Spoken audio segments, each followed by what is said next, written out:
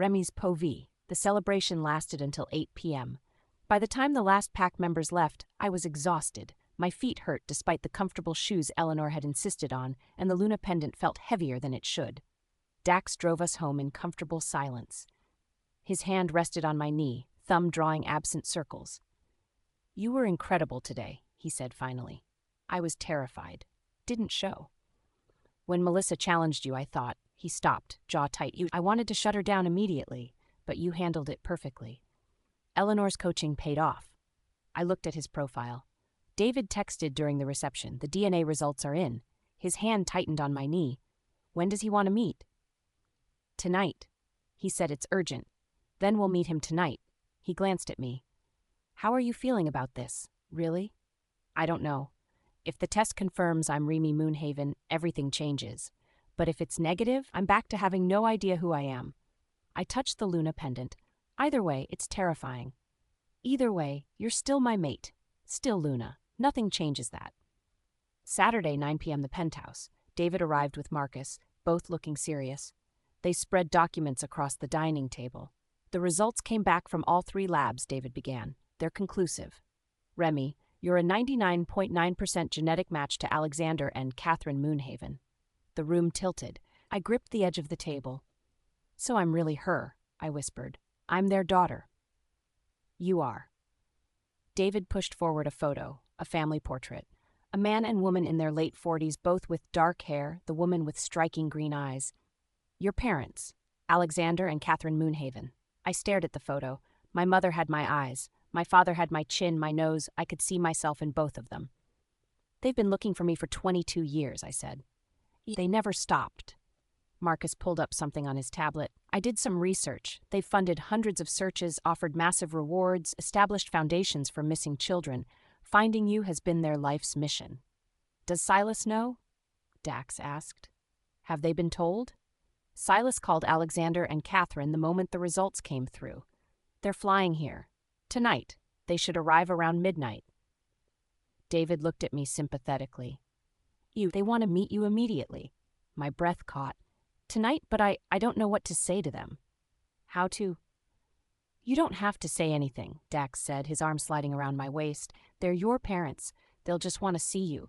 Know you're safe." "But what if they hate me? What if I'm not what they expected after 22 years? "Impossible," Marcus said.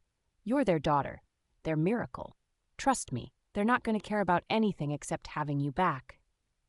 "There's more," David said carefully. "The Moonhaven estate is substantial. As their only heir, you're entitled to—" He consulted his notes. "Approximately $3 billion, plus properties across the country, and leadership of the Moonhaven pack upon your father's retirement." I couldn't breathe. $3 billion. Give or take a few $100 million. David pushed forward more papers. "Your trust fund alone is worth $500 million. It was established when you were born, and it's been growing for 24 years. I'm rich." The words felt absurd. "I was living in a studio with a bathroom in the hallway, and I'm secretly rich." "Not secretly anymore," Marcus said. "Once this goes public, and it will, you'll be one of the most sought-after wolves in the country. Powerful family, massive fortune, and mated to another powerful alpha. People will come out of the woodwork.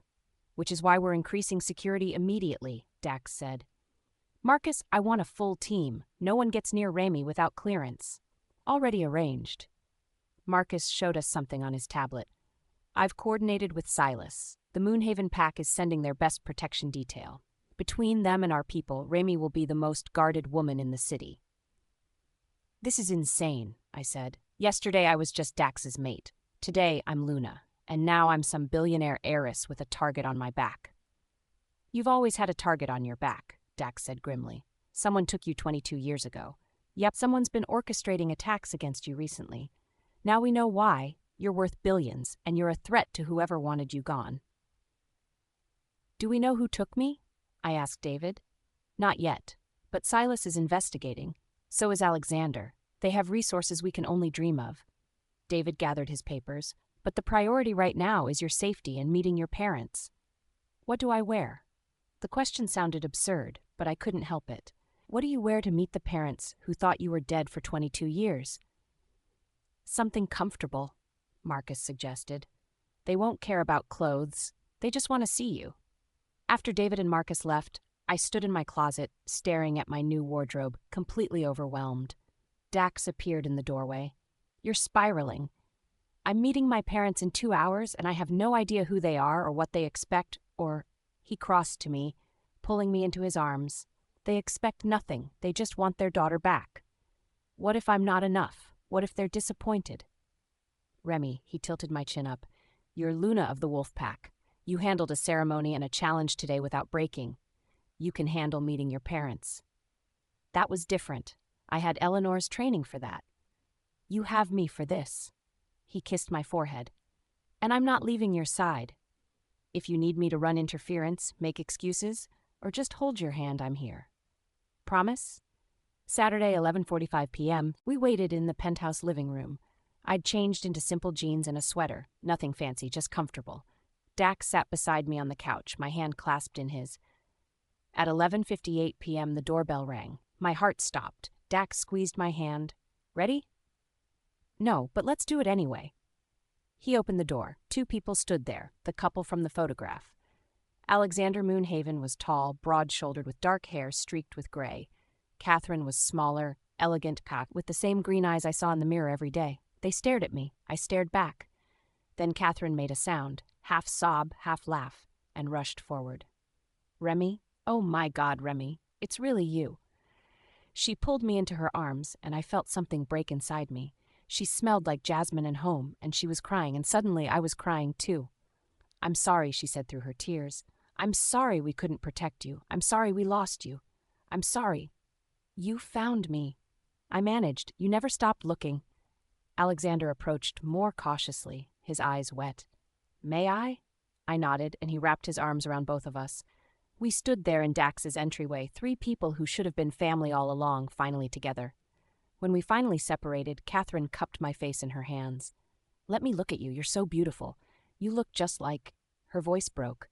You have my eyes and your father's smile. I didn't know, I said. Now, I thought you were dead.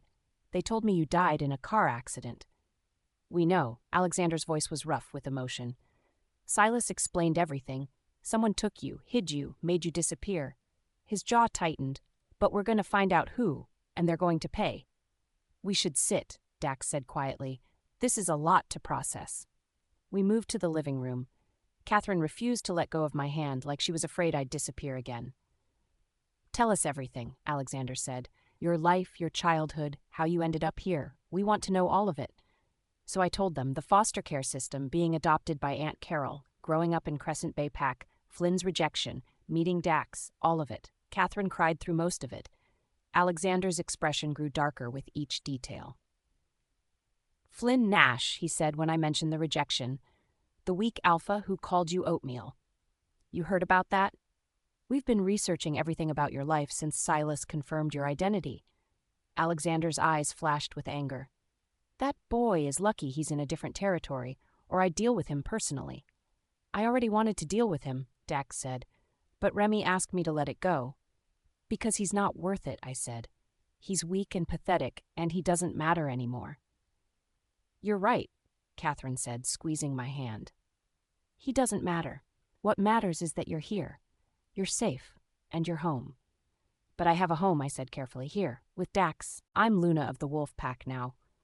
Catherine's expression flickered. Disappointment? Understanding? But she nodded. Of course. You've built a life here. We wouldn't ask you to abandon that. But you are Moonhaven, Alexander said, our only heir. Eventually, you'll need to assume responsibilities to our pack as well. Can I be both? I asked.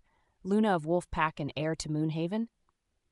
It's unprecedented, Alexander admitted, but not impossible. We'll figure it out. Together, Catherine added, we have 22 years to catch up on.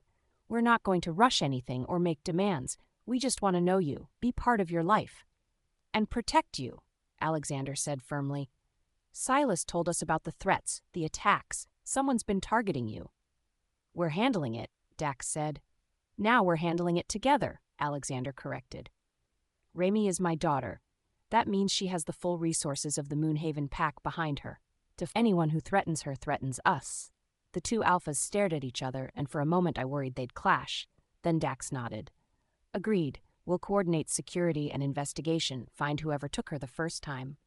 And make sure it never happens again, Alexander finished. Catherine looked at my stomach, not obviously showing yet, but maybe she sensed it. Silas mentioned you're pregnant. 3 months, almost 4. I touched my barely there bump. It's why everything happened so fast. The mating, the ceremony, all of it. May I? Catherine asked, gesturing to my stomach. I nodded, and she gently placed her hand over the small swell. A grandchild, she whispered. I'm going to be a grandmother.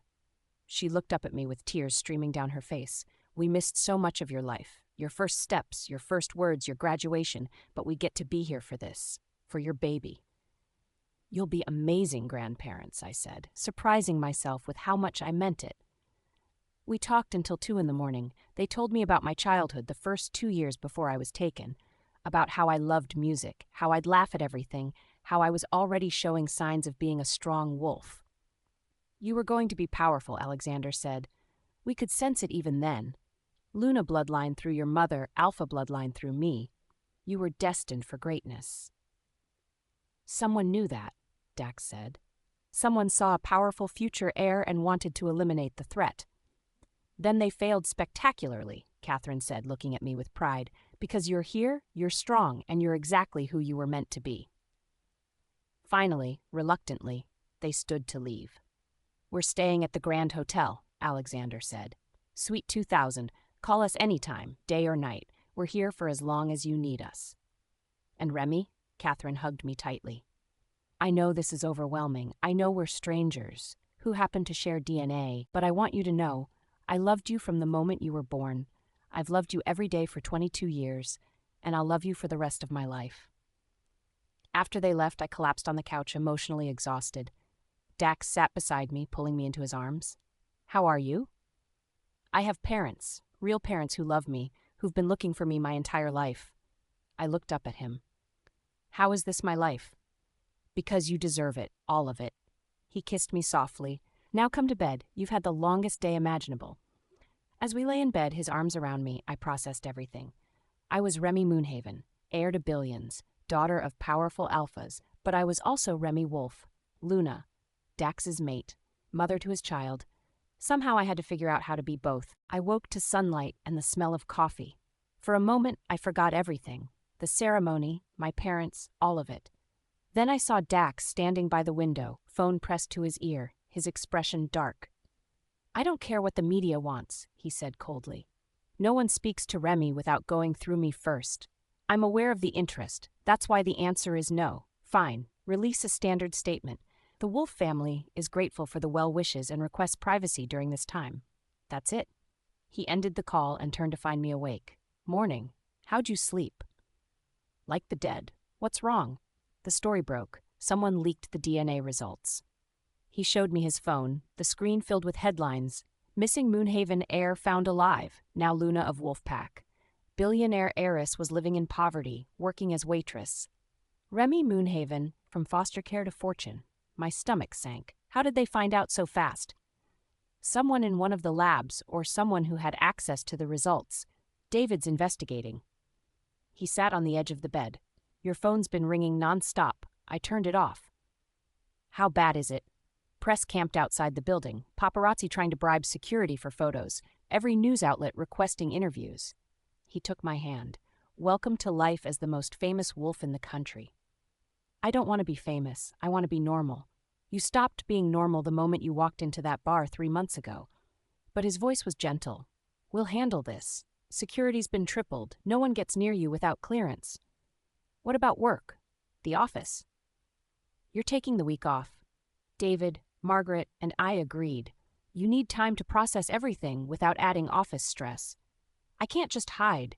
You're not hiding. You're being smart. The media frenzy will die down in a few days. Until then, we keep you safe and out of the spotlight. He stood. Your parents called. They want to have brunch. Here. Is that okay? They're coming here? Again? They want to spend time with you. And Catherine mentioned something about baby shopping. He smiled slightly. Apparently she has 22 years of gift-giving to catch up on. Catherine and Alexander arrived with shopping bags. actual shopping bags, multiple, from expensive stores. We couldn't help ourselves, Catherine said, setting them down in the living room. We saw a baby store on the way here and we had to stop. The bags contained everything: tiny clothes, stuffed animals, blankets, books, all carefully chosen, clearly expensive. This is too much, I protested. It's not nearly enough, Alexander said firmly. We missed every birthday, every holiday, every milestone. Let us do this. Besides, Catherine added, pulling out a small onesie that said Grandma's favorite, we're going to spoil this baby rotten. Get used to it. Brunch was catered. Dax had arranged for food to be delivered.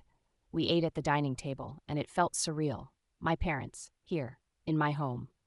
Tell us about the Luna ceremony, Catherine said. Was it beautiful? I told them about Eleanor's preparation, the challenge from Melissa, the overwhelming feeling of the pack bond settling into place. Melissa Grayson, Alexander said thoughtfully. The name's familiar. Marcus, do you know her family? Marcus, who'd arrived during brunch, you'd have officially for security coordination, but really because he was nosy, nodded.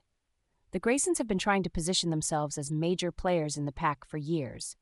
Melissa's been angling for Luna status since she was 16. Ambitious, Catherine said, but foolish. You don't challenge a Luna on ceremony day unless you're absolutely certain you can win. She didn't expect Remy to be so prepared, Dax said, or so strong.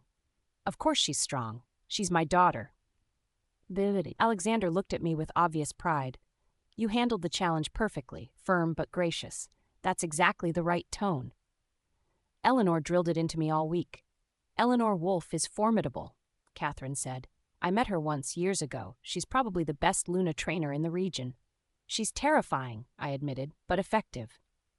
My phone, which Dax had turned back on, buzzed. A text from an unknown number.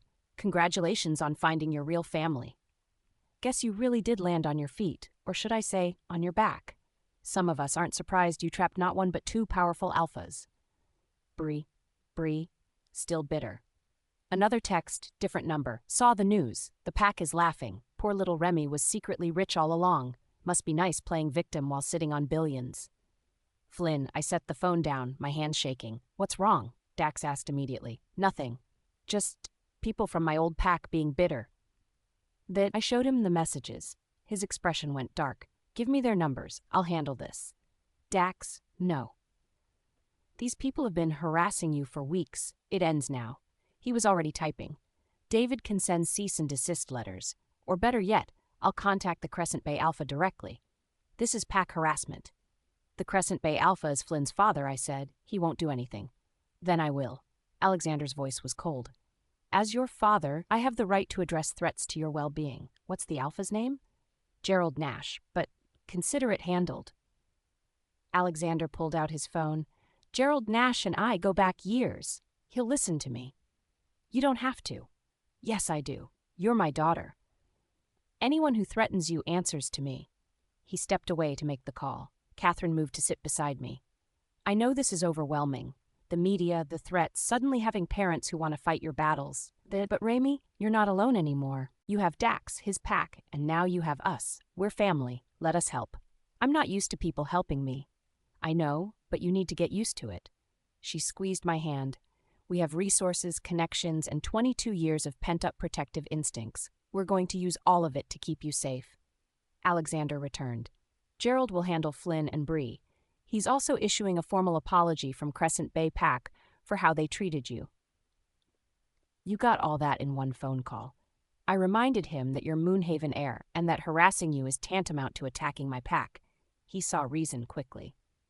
Alexander's smile was sharp. He's also agreed to formally revoke Flynn's rejection.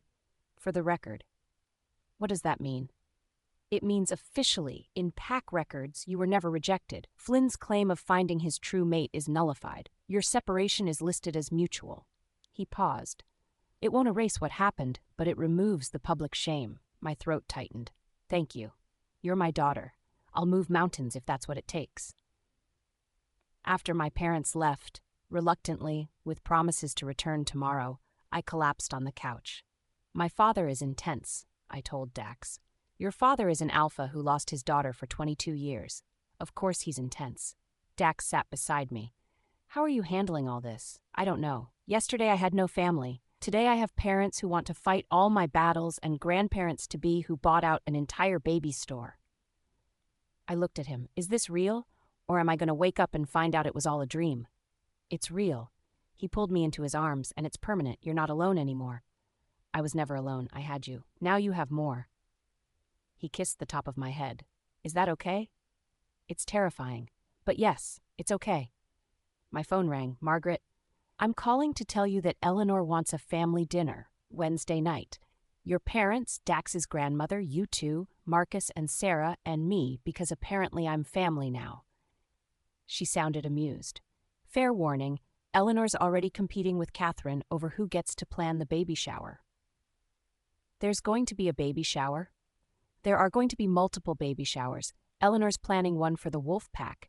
Catherine's planning one for Moonhaven Connections, and I'm planning a practical one where you actually get things you need instead of designer everything. This is getting out of control. This is what happens when two powerful families merge. Get used to it. Margaret paused. How are you really doing with everything? Overwhelmed, grateful, terrified, all of it. Normal, then. Listen, take this week off. Rest, process, let Dax take care of you. Next week we'll figure out your new role at the company. New role? You can't be executive assistant anymore.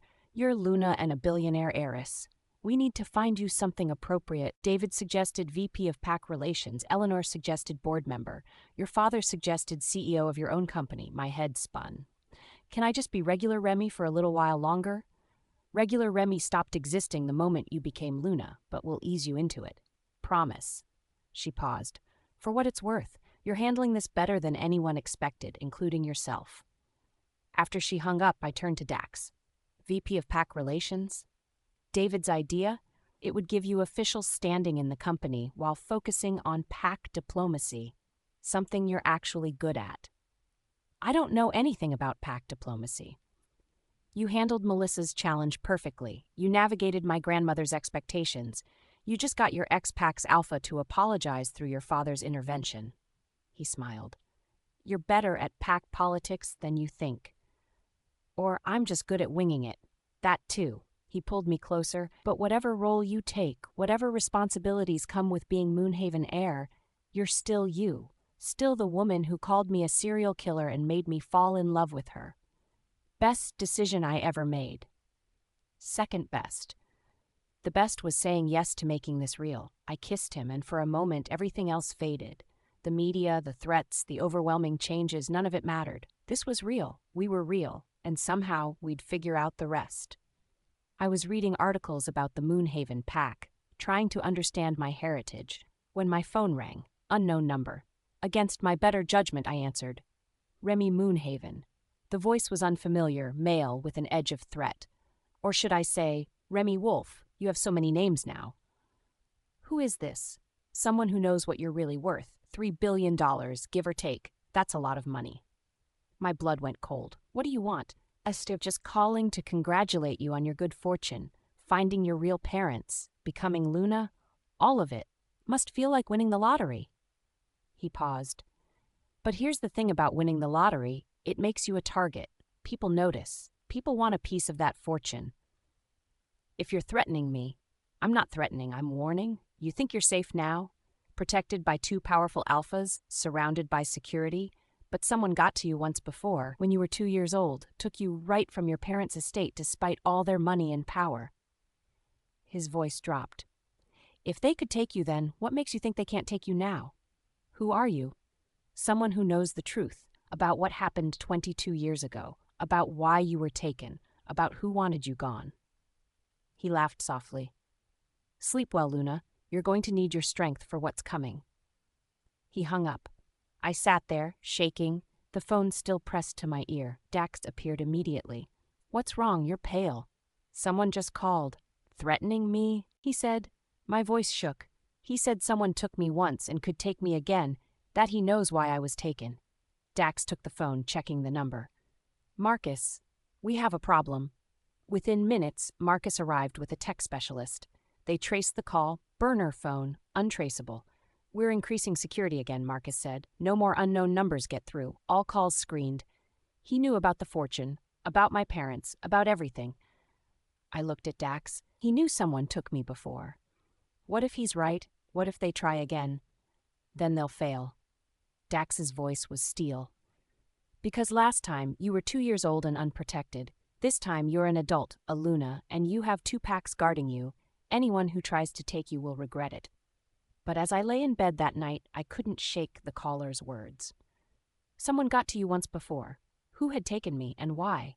And were they coming back to finish the job? I barely slept. Every sound made me jump. Every shadow seemed threatening. By the time dawn broke, I was exhausted and wired. Dax was already up, on the phone in his office. I could hear his voice, low, intense, dangerous. I don't care what it costs. Find out who made that call.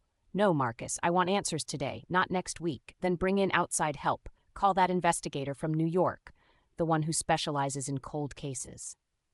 I padded to the doorway. He saw me and gestured me in, wrapping up the call. Morning. You look terrible.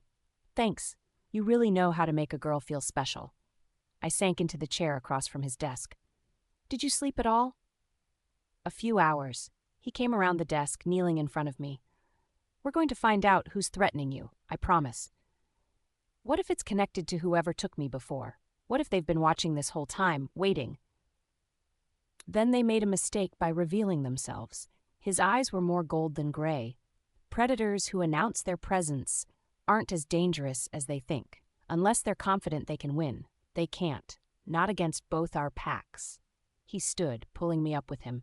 Your parents are coming over at 10. Silas is bringing new security protocols, and Eleanor's demanding a family war council at noon. A war council? Her words, not mine. Apparently when someone threatens a Wolfe family member, Eleanor takes it personally. Monday, 10 a.m. My parents arrived with Silas and 3 other people I didn't recognize, all clearly security personnel. We've analyzed the threat, Silas said without preamble, spreading files across the dining table. The caller used a burner phone purchased with cash 3 days ago at a convenience store downtown. Security footage shows a male, approximately 6 feet tall, wearing a hood and sunglasses. No identifying features visible. Professional, Alexander said grimly. Someone who knows how to avoid detection. The call itself contained specific information, Silas continued. He knew about the DNA results before they were public. He knew the exact amount of your inheritance, and he referenced the original kidnapping with details that were never released to the media. Which means what? I asked. It means whoever called you was either involved in your kidnapping 22 years ago or has direct access to someone who was. Silas looked at me.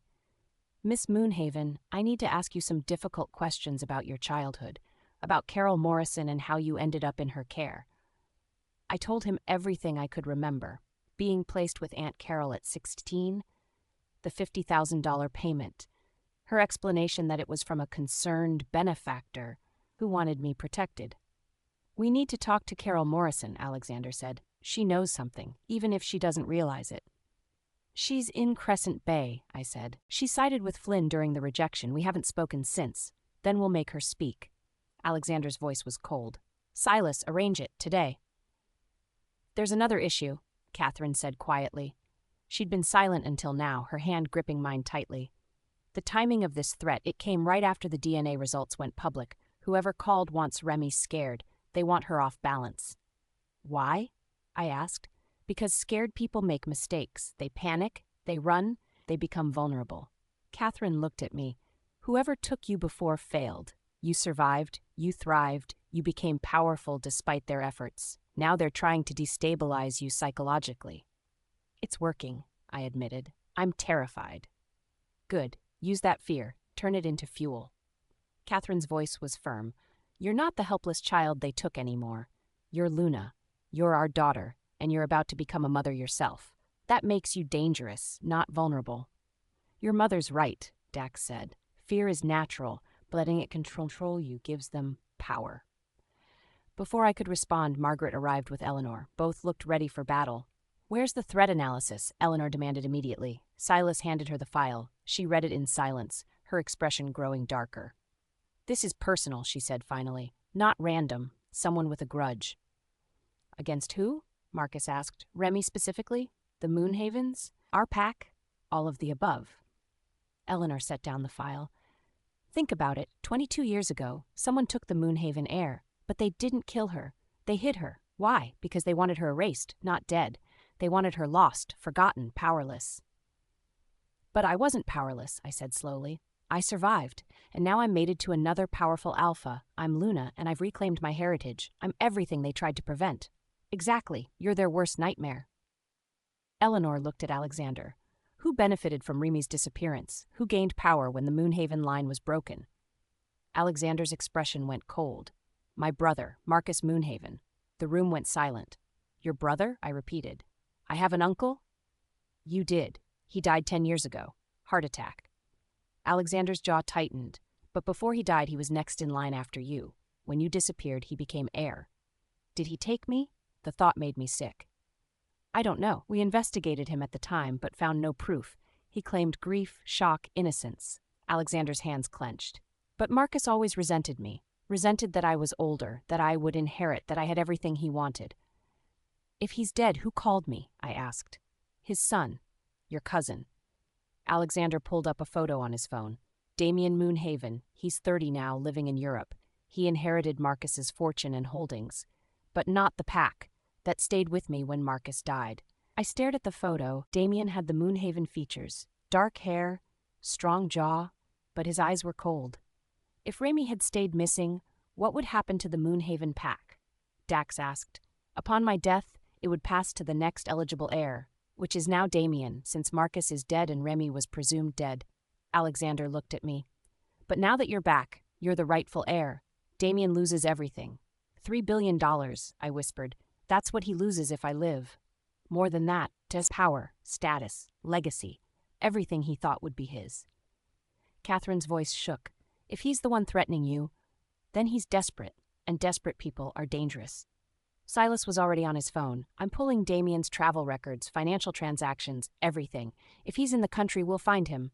What if he hired someone? Marcus asked. Used an intermediary? Then we find them too. Dax's arm slid around my waist. And we make it clear that anyone who threatens Remy answers to both packs.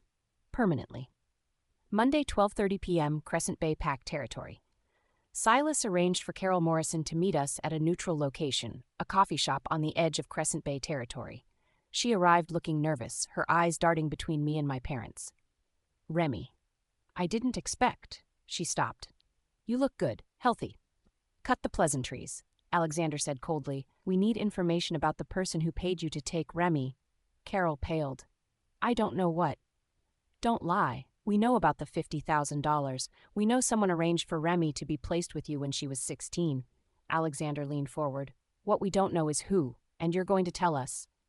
I can't. They made me sign an NDA. If I talk. The NDA is void, Silas said. We've already had it reviewed. It was signed under false pretenses and involves a kidnapped minor. You have no legal obligation to keep silent.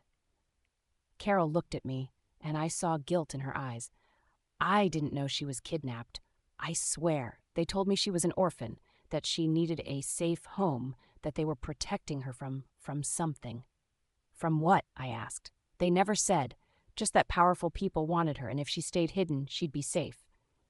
Carol's hands shook. The money was supposed to cover her expenses, help her get established. I didn't realize. I didn't know. Who paid you? Alexander's voice was deadly quiet. I never met them. Everything was arranged through a lawyer. Martin Cross. He had an office downtown. Carol pulled out her phone, showing us an old business card. This is him. He contacted me out of nowhere, said he had a client who needed a discreet placement for a teenage girl. Silas photographed the card. We'll track him down. There's something else, Carol said hesitantly. About 6 months after Remy came to live with me, someone came to the house. Late at night, they stood outside, watching. I called the police, but by the time they arrived, the person was gone. Did you tell anyone? I asked. No. I thought I was being paranoid, but it happened 3 more times over the years, always late at night, always just watching. Carol looked at me. I thought it stopped, but what if it didn't? What if they've been watching you this whole time? Monday, 4 p.m., back at the penthouse. Silas's team tracked down Martin Cross within hours. He was retired, living in a suburb, and initially refused to talk. Then Alexander showed up personally. Cross agreed to a phone interview, which we listened to on speaker. The client never gave a name, Cross said nervously. Everything was anonymous. Payments came from offshore accounts. Instructions were delivered via encrypted email. What were the instructions? Silas asked. To find a suitable guardian for a 16-year-old girl. Someone in a pack, someone who needed money, someone who wouldn't ask questions. Cross paused. The client emphasized discretion, said the girl needed to disappear completely. New life, new identity if possible. Why? Alexander demanded. They said she was in danger. That powerful people wanted to hurt her. The only way to keep her safe was to hide her. Cross's voice shook. I thought I was helping. I thought I was protecting a child. I swear I didn't know she'd been taken from her family. Did the client ever contact you after the placement? Once, about 5 years ago. They wanted confirmation that the girl was still in place, still safe. I told them she was. That was the last time I heard from them. After the call ended, we sat in silence. 5 years ago, I said. That's when I was 21, when I started dating Flynn. Someone was checking on you, Dax said, making sure you stayed hidden. But why hide me at all? I asked. If Damien wanted me dead, why not just kill me when I was 2? Because killing a child brings attention, Catherine said quietly. Murder investigations, media coverage, pack outrage, but a missing child, especially one who seemingly vanished without violence? That's different. Easier to hide, easier to forget. Until I wasn't forgotten anymore, I said. Until I showed up in your world, became Luna, reclaimed my identity. Now you're too visible to kill quietly, Silas said, which means if Damien wants you gone, he'll have to be clever, make it look like an accident. Or what, I asked. Or he'll try to discredit you, prove you're not really Remy Moonhaven, that the DNA tests were faked, that you're an imposter. Silas looked at Alexander. If he can't kill her physically, he'll try to kill her identity. My phone buzzed. Another text from an unknown number. Enjoying your new family? Don't get too comfortable. DNA tests can be faked. Identities can be stolen. How do you really know you're who they say you are? I showed it to Dax. His expression went dark. That's it. We're done playing defense. He stood. Silas, I want Damien Moonhaven located immediately. Alexander, I need access to Moonhaven Pack resources, and someone get me everything we have on Martin Cross and his mysterious client. What are you planning? I asked. To end this, before whoever's threatening you makes their next move. Remy's Po V. My parents were waiting when we returned to the penthouse. One look at Alexander's face told me he'd heard everything through the surveillance feed. A prophecy, I said immediately. Damien mentioned a prophecy about me. What is he talking about? Alexander and Catherine exchanged a glance, the kind married couples share when they've been keeping a secret. Tell her, Catherine said quietly. She deserves to know. Alexander sank into the couch, suddenly looking his age. There's a reason we named you Remy. It's not just a family name. It means destiny in an ancient wolf dialect. Destiny? 3 weeks before you were born, the pack's eldest seer had a vision. She was 98 years old, hadn't had a prophetic dream in decades. But she woke up one night screaming. Alexander's hands clenched. She said she'd seen the future. A child born of Alpha and Luna blood, marked by the moon goddess herself, who would unite divided packs and restore balance to our world. She was talking about me? She described you specifically. Dark hair, green eyes, born under a blood moon in October. Catherine's voice shook. You were born October 13th, during a lunar eclipse. I remembered my birth date from my foster care files. October 13th. I'd never thought much about it. The seer said this child would have power unlike any Luna before her. The ability to forge pack bonds across territories, to heal centuries-old rifts, to lead wolves into a new era. Alexander looked at me. She also said the child would be hunted, that those who profited from division would try to eliminate her before she could fulfill her destiny. That's why I was taken, I breathed. Someone heard the prophecy and wanted me dead. We tried to protect you. Extra security, limited visitors, complete secrecy about the prophecy itself. But someone found out anyway. Catherine's eyes filled with tears. The night you were taken, your room was like a fortress. Guards outside, magical wards, everything. But someone got through. Someone powerful enough to bypass it all. Who? We never found out, By the time we realized you were gone, the kidnapper had vanished. No trace, no leads, nothing. Alexander's voice broke. We've spent 22 years trying to find you and identify who took you. We failed at both until now. Dax had been silent, processing. Now he spoke. This prophecy, is it common knowledge? No, we kept it secret. Only the inner circle knew. The pack elders, a few trusted advisors. Alexander paused. And my brother Marcus. He was there when the seer shared her vision. Your brother who became heir after Remy disappeared, Dax said, who had the most to gain from the prophecy never being fulfilled. We investigated him thoroughly. He had an alibi for the night of the kidnapping. He seemed genuinely shocked and grief-stricken. Catherine wiped her eyes. But you're right, he had motive, and now his son is threatening Remy, talking about the prophecy like he knows it intimately. Because his father told him, I said, before he died. Told him everything. That's why Damien's so desperate. He knows what I'm supposed to become, what I could do to his claim on power. There's more, Alexander said heavily. The prophecy didn't end with uniting packs. The seer said the Luna would bear a child, a son, who would become the most powerful alpha in generations. Together, mother and son would reshape werewolf society. My hand went to my stomach. My son, the baby I was carrying. That's why Damien's escalating now, Dax said, his arm sliding around me. You're not just the prophesied Luna anymore. You're pregnant. The prophecy is starting to come true. How many people know about this prophecy? Marcus asked. He'd been standing by the window, listening intently. Originally, maybe 10. But over 22 years, word spreads. Rumors become legends. By now, probably dozens of wolves have heard some version of it. Alexander stood. Which means dozens of potential threats.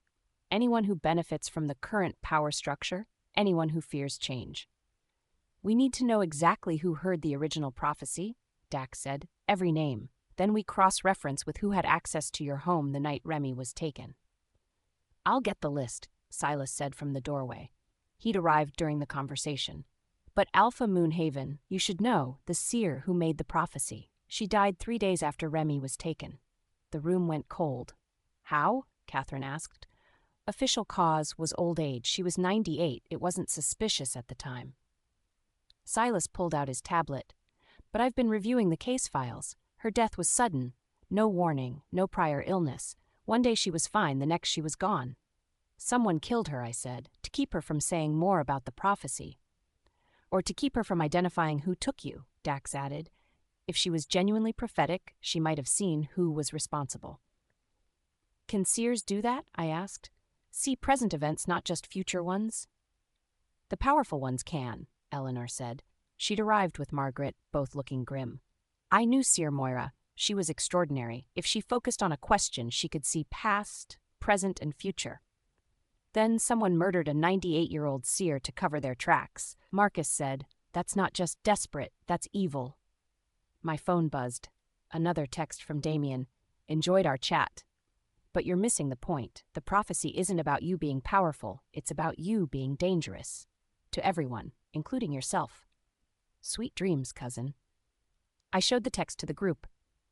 He's trying to make you doubt yourself, Catherine said. Twist the prophecy into something dark. But what if he's right, I asked. What if this power I'm supposed to have is dangerous? What if that's why I was taken, not to stop the prophecy, but to protect people from it? No. Dax's voice was firm. Damien's manipulating you. The prophecy says you'll unite packs, heal rifts. That's not dangerous. That's transformative, and transformation terrifies people who profit from the status quo. Dax is right, Eleanor said. Throughout history, powerful women have been labeled dangerous, controlled, silenced, eliminated. Not because they do harm, but because they threatened existing power structures. So what do? I asked. How do I fulfill a prophecy I don't understand? How do I unite packs when I barely understand how to be Luna of one? One step at a time, Alexander said. Right now, the priority is keeping you safe. Then we figure out the rest. And Damien? I asked. Is about to have a very bad week, Silas said grimly. We recorded his threats. We have evidence linking him to the payments to Carol Morrison, and we're about to expose everything he's done. Will that be enough? I asked. It'll be enough to put him in prison for attempted extortion and making terroristic threats, David Chen said, appearing on Marcus's tablet via video call. but proving he was involved in the original kidnapping is harder. That'll take time. Time we might not have, Dax said. If Damien's willing to threaten Remy openly, what else is he willing to do? As if in answer, my phone rang. Unknown number. I answered on speaker. Damien? Guess again. The voice was female, unfamiliar. Damien's been clumsy, arrogant, but I'm neither. Who is this? Someone who actually understands what you are, what you're meant to become. The woman's voice was cold, educated. The prophecy isn't wrong, but it's incomplete. The seer saw power, unity, transformation. She didn't see the cost. What cost? The cost to you, your humanity, your relationships, your sanity. She paused. The kind of power needed to reshape society doesn't come free. It consumes, corrupts, destroys. I've seen it happen before. You're lying. Am I? Ask your mate what happens when wolves gain too much power. Ask him about alpha madness, about Lunas who burned themselves out trying to hold impossible pack bonds. Her voice turned almost sympathetic. You're 4 months pregnant. Your body is already changing, adapting, preparing for motherhood. Can you imagine adding prophetic power on top of that? The strain could kill you, could kill your baby. My free hand went to my stomach protectively. Who are you? Dax demanded. Someone who wants Remy to have a choice. She can pursue this destiny, try to fulfill the prophecy, and probably destroy herself in the process.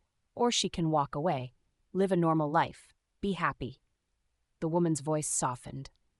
You don't have to be a savior, Remy. You can just be a mother, a mate, a woman who survived. And if I choose the prophecy, I asked, then you'll die trying. They all do. She hung up.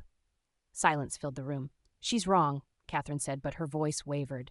The prophecy is a gift, not a curse. But what if she's not wrong? I looked at my parents. What if fulfilling this prophecy means sacrificing everything else? My baby, my mate, my life? Then you don't fulfill it, Dax said immediately. I don't care about prophecies or destinies. I care about you. If this power is dangerous, we find a way to suppress it. Can you suppress destiny? Eleanor asked quietly. Throughout history, those who tried to avoid prophecy often fulfilled it anyway. Sometimes the avoidance is what triggers the events. Then what do I do?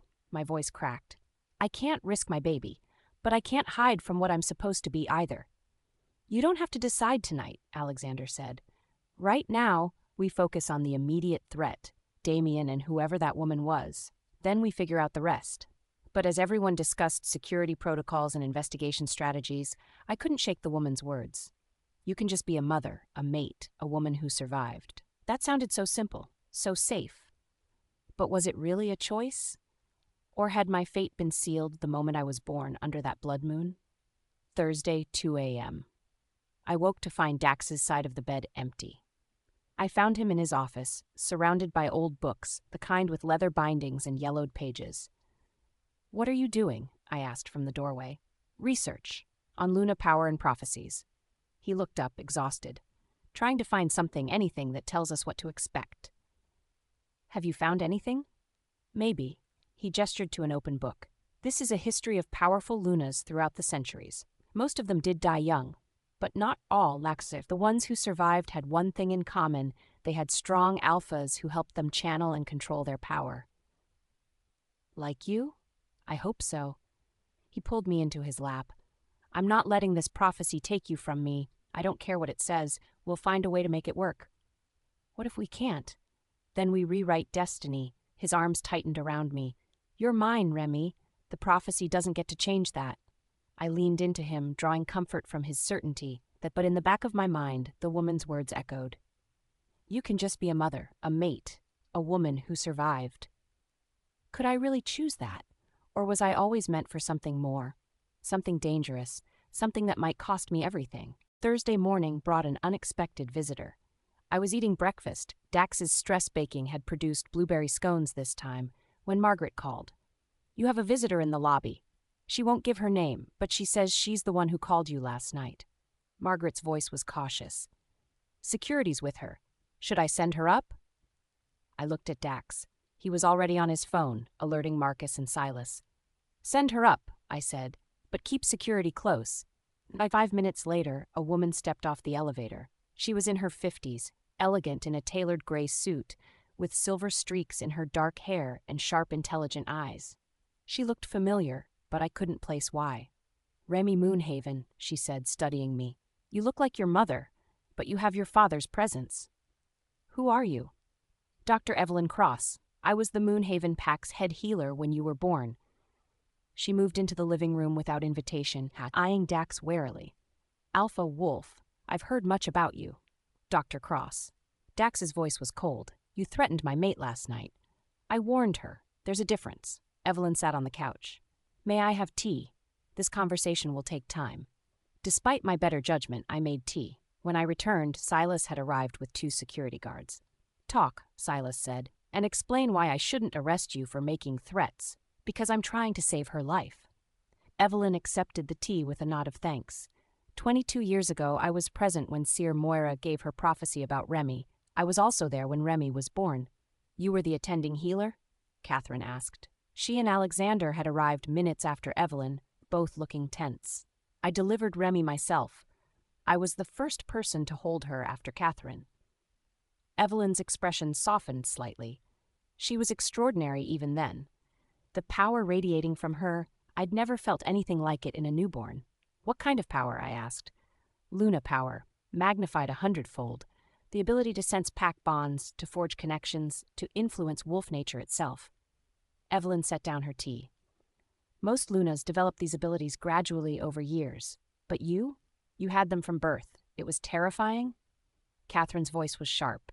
Yes, because power without control is dangerous. An infant with that much ability could accidentally influence everyone around her, make them love her, fear her, obey her without conscious thought. Evelyn looked at me. Your parents had to hire specialized caregivers, people trained to resist Luna influence. Even then, you affected everyone who came near you. I don't remember any of this, I said. You were 2 when you were taken. The memories wouldn't have solidified yet. Evelyn paused. But Remy, the power is still there. Dormant, suppressed by trauma and amnesia, but still there. And pregnancy is awakening it. My hand went to my stomach. What do you mean?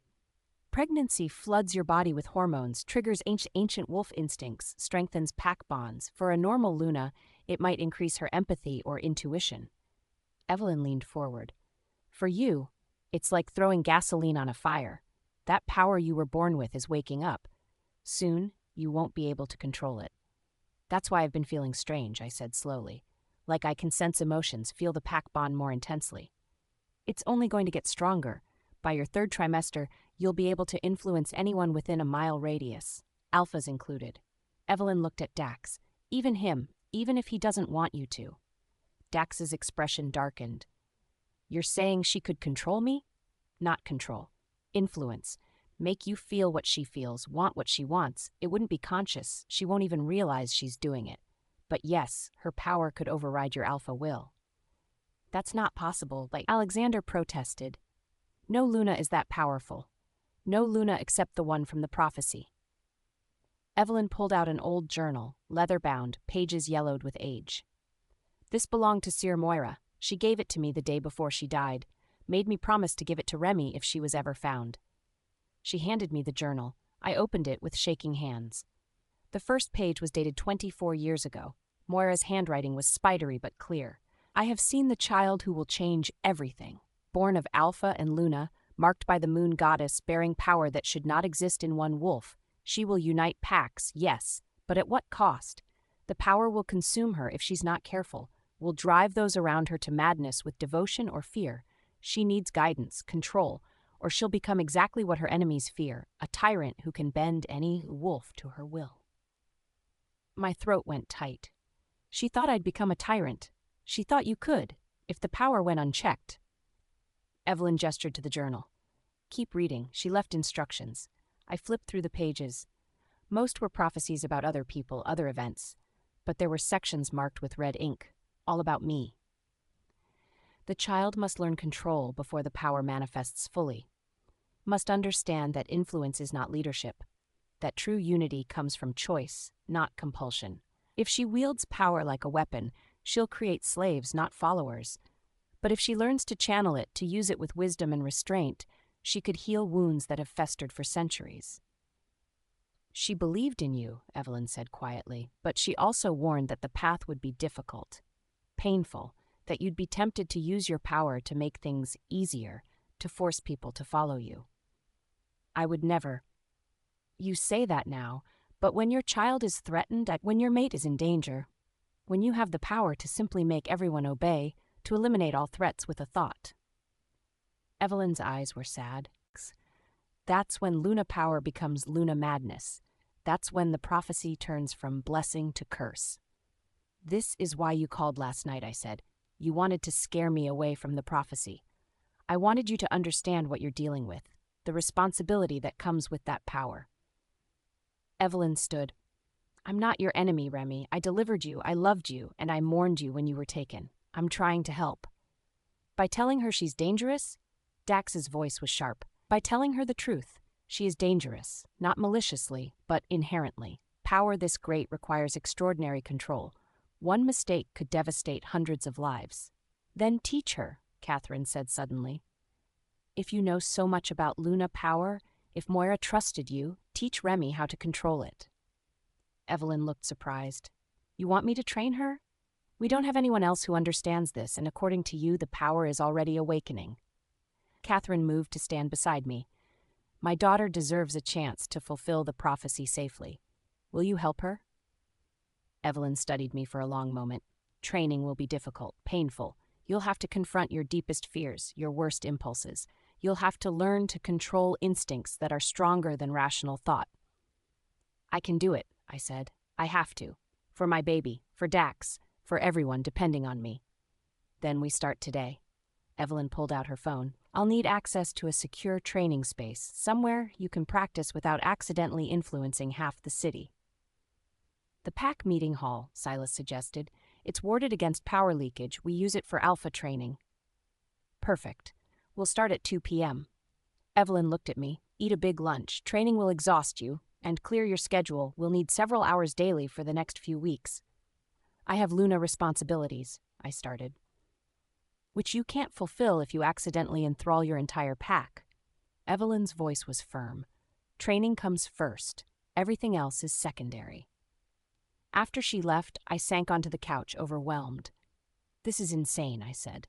4 days ago, I was just your assistant. Now I'm some prophesied Luna with reality-bending power that could turn me into a tyrant. You're not going to become a tyrant, Dax said, sitting beside me. You're the woman who gives half your sandwich to homeless people, who cried watching a nature documentary about baby turtles, who apologizes to furniture when you bump into it.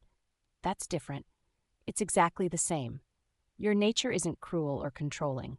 Power doesn't change who you are. It reveals it. And you're good, Remy. Fundamentally good. But what if the power changes me? What if it makes me someone else? Then I'll remind you who you really are. Every single day. He pulled me into his arms. We'll get through this. Together. You're not worried I'll accidentally control you? Make you feel things you don't really feel? I'm already completely under your control. Have been since that first night. His smile was slight. The only difference is now you'll have supernatural justification for it. Despite everything, I laughed. That's not funny. A little funny. He kissed my forehead. But seriously, I'm not afraid of your power. I'm only afraid of losing you to it. That's why you're doing this training, to keep yourself safe. The hall was empty, except for Evelyn, who'd set up what looked like a meditation space in the center. Cushions, candles, and something that smelled like sage. That's new age, I said. Ed. Mock it all you want, but these techniques have been used for centuries to help powerful Lunas maintain control. Evelyn gestured to a cushion. Sit, cross-legged, hands on your knees. I sat, feeling ridiculous. Close your eyes, focus on your breathing. Evelyn's voice was calm, professional. Now I want you to sense the room around you, not with your eyes or ears, with your wolf, with your Luna nature. I tried. At first, nothing. Then slowly, I felt something. A warmth, a presence, multiple presences. There are people outside the hall, I said. I can feel them. Good. That's pack sense. Most Lunas can only feel their immediate pack. You're sensing everyone within a quarter mile. Evelyn moved behind me. Now, focus on one presence. The strongest one. That's Dax. He's directly outside, worried about you. She was right. I could feel him, his concern, his protective instincts, his love. Now here's the dangerous part, Evelyn said. You're feeling his emotions. But you can also influence them, send him calm, make him feel safe. I don't want to manipulate him. You're not manipulating, you're connecting. There's a difference. Try it. Just think calm and direct it toward him. Hesitantly, I tried. Imagined calm, projected it toward that warm presence I associated with Dax. He just relaxed, Evelyn said. I can see him through the window. His shoulders dropped, his breathing evened out. You did that. Horror filled me. I made him feel something he didn't. He was already calm underneath the worry. You just helped him access it. Evelyn's hand touched my shoulder. That's the key. You can't create emotions that aren't there. You can only amplify or suppress what already exists. But that's still manipulation. It's influence. And as Luna, you'll use it constantly. To calm disputes, to strengthen pack bonds, to help your people find courage when they need it. Evelyn moved to face me.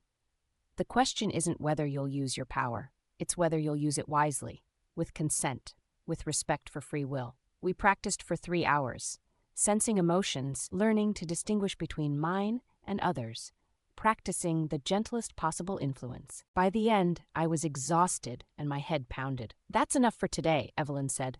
Tomorrow, we'll work on shields, teaching you to block out emotions when you need privacy. For now, rest. Your baby needs you healthy. I found Dax in the kitchen, making dinner, something Italian and complicated. How'd training go? He asked without turning. Exhausting, terrifying, eye-opening.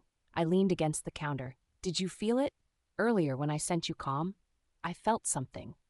A warmth, a sense that everything would be okay. He looked at me. Was that you?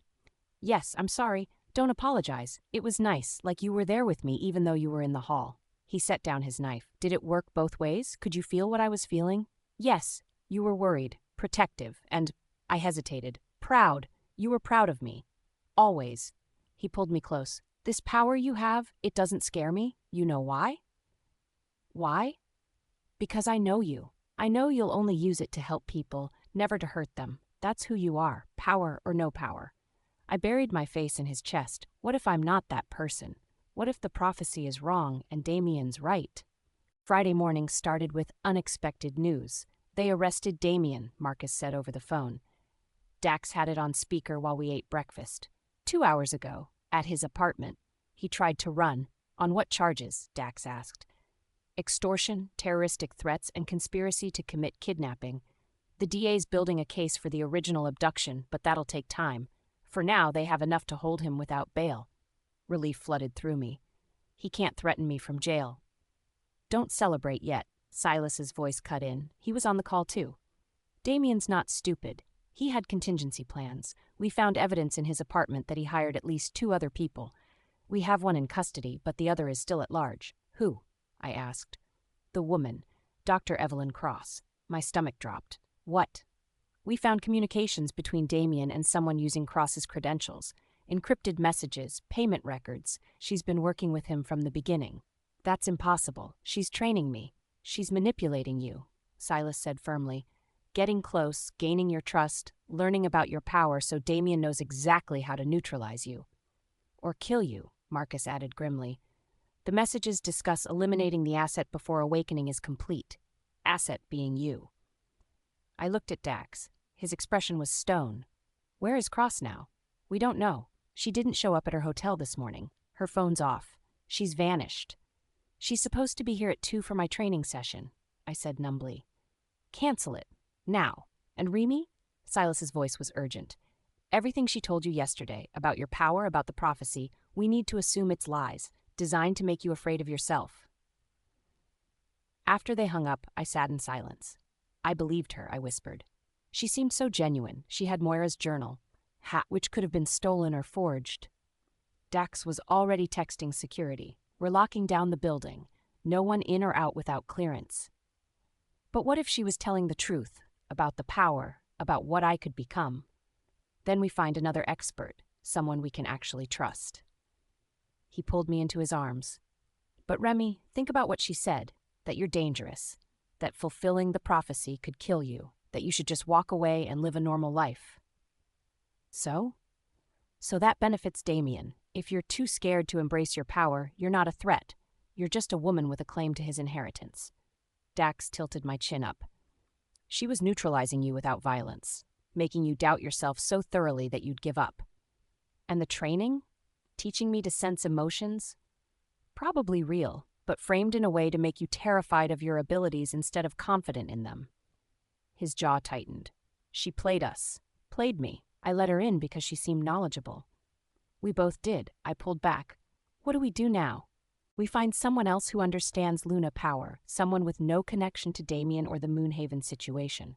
He was already on his phone. Eleanor, I need your help.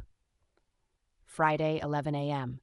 Eleanor arrived with someone I'd never met, a woman in her 60s with kind eyes and an aura of calm authority. This is Lorraine Wright, Eleanor said, former Luna of the Silver Peak Pack. She retired 5 years ago after her mate passed, but she's considered one of the foremost experts on Luna abilities. Pleasure to meet you, dear. Lorraine shook my hand, and I felt something, a warm, gentle presence that reminded me of how the pack bond felt, but softer.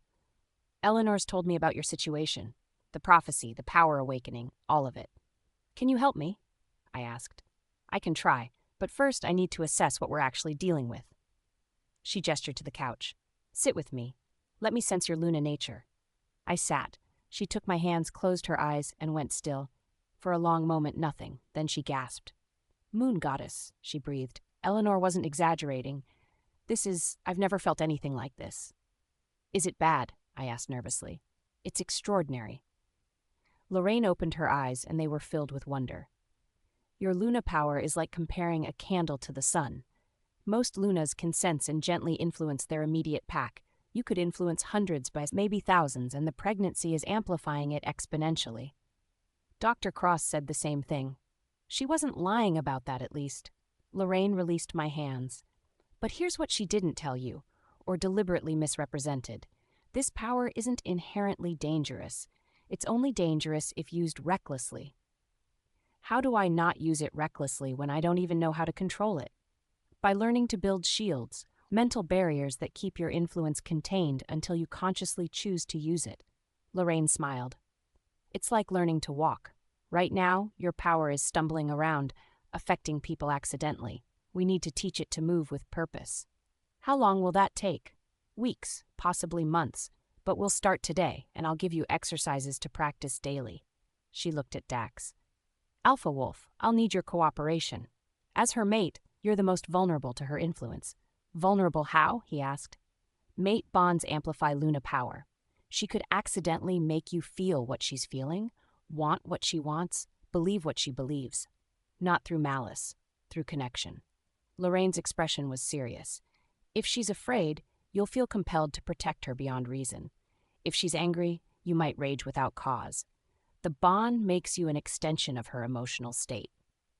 That's already how I feel most of the time, Dax said dryly.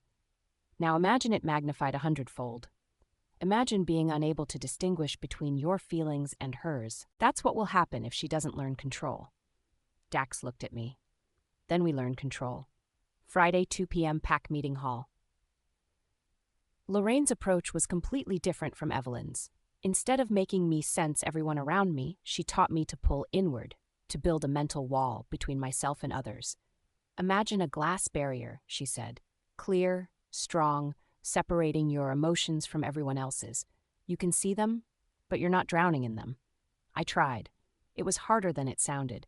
The pack bond pulled at me constantly, hundreds of threads connecting me to wolves I barely knew.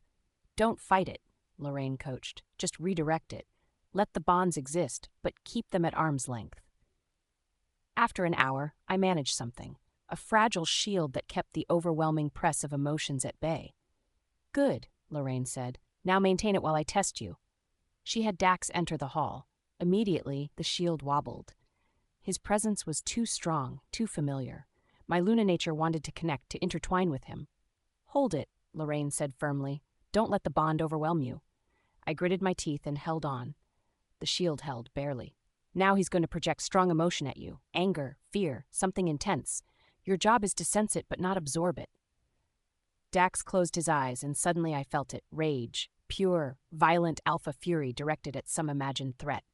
My shield cracked. I gasped. Again, Lorraine said. Rebuild and hold.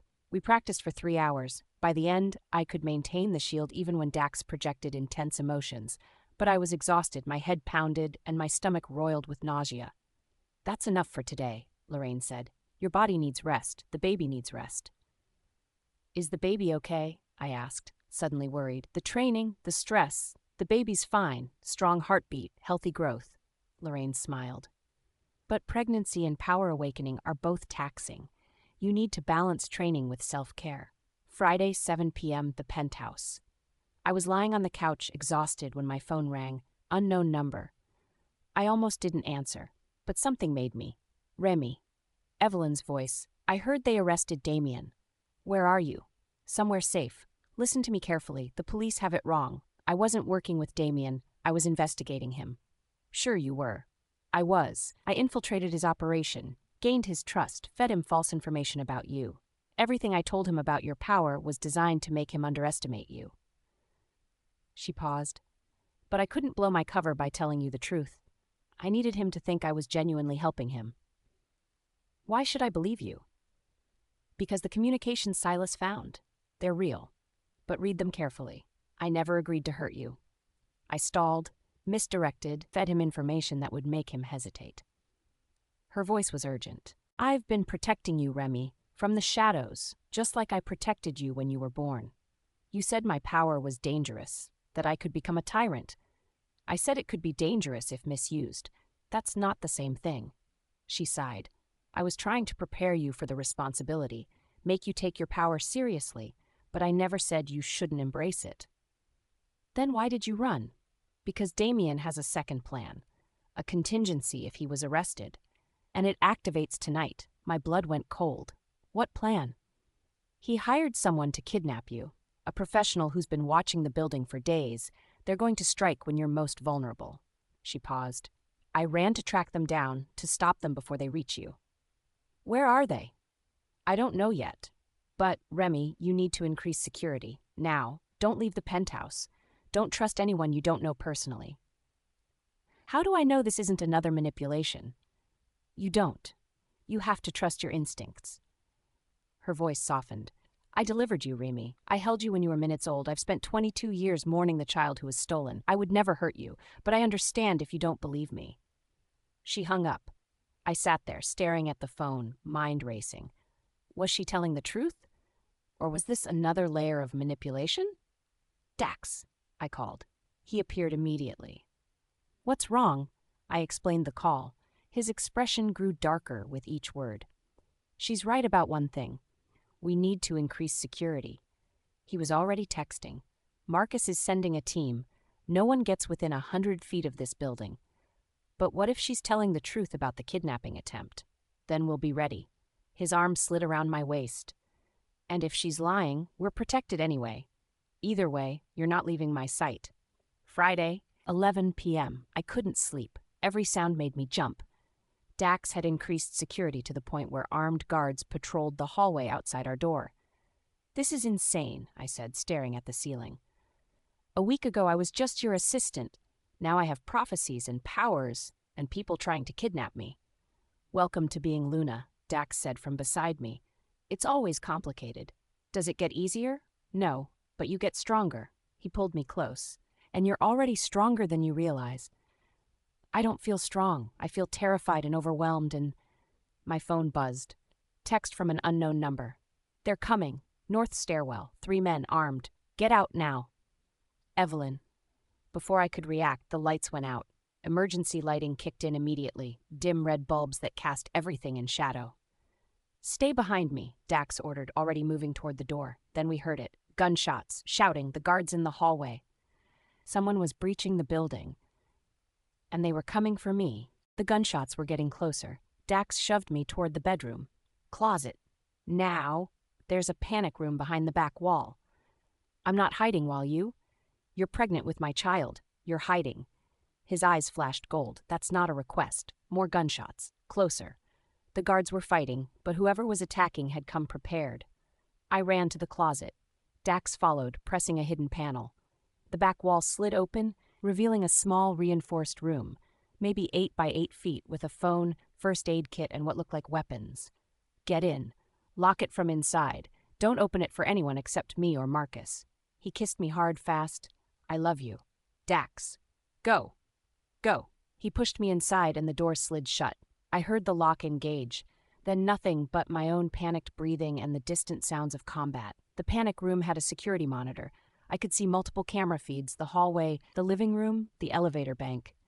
3 men in tactical gear were fighting Dax's guards. They moved with military precision, suppressing fire, advancing methodically. And they were winning. I watched in horror as 2 guards went down. The attackers kept coming. Then Dax appeared on the hallway camera.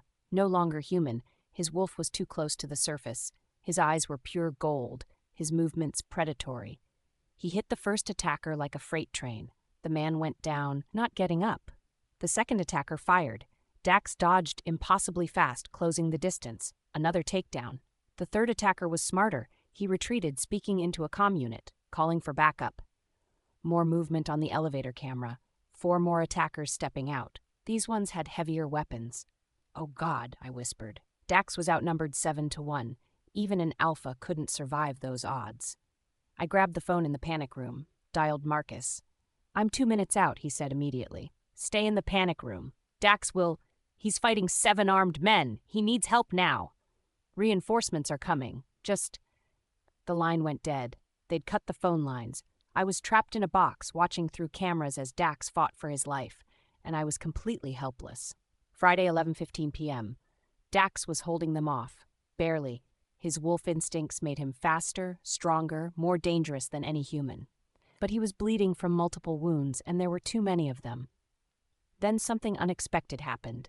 The emergency lighting flickered and died. Complete darkness.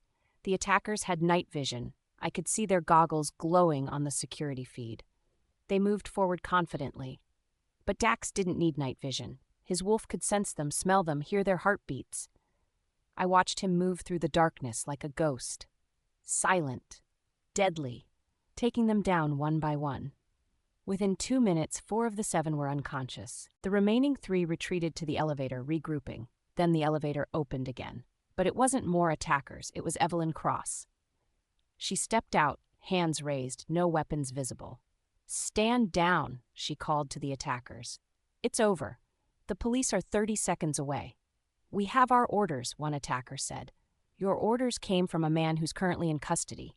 Damien Moonhaven can't pay you from jail. Take the out, surrender to police, or die fighting an alpha wolf. Evelyn's voice was calm, authoritative. Choose wisely. The attackers looked at each other. Then, slowly, they set down their weapons. Sirens wailed outside, flashing lights visible through the windows. The cavalry had finally arrived.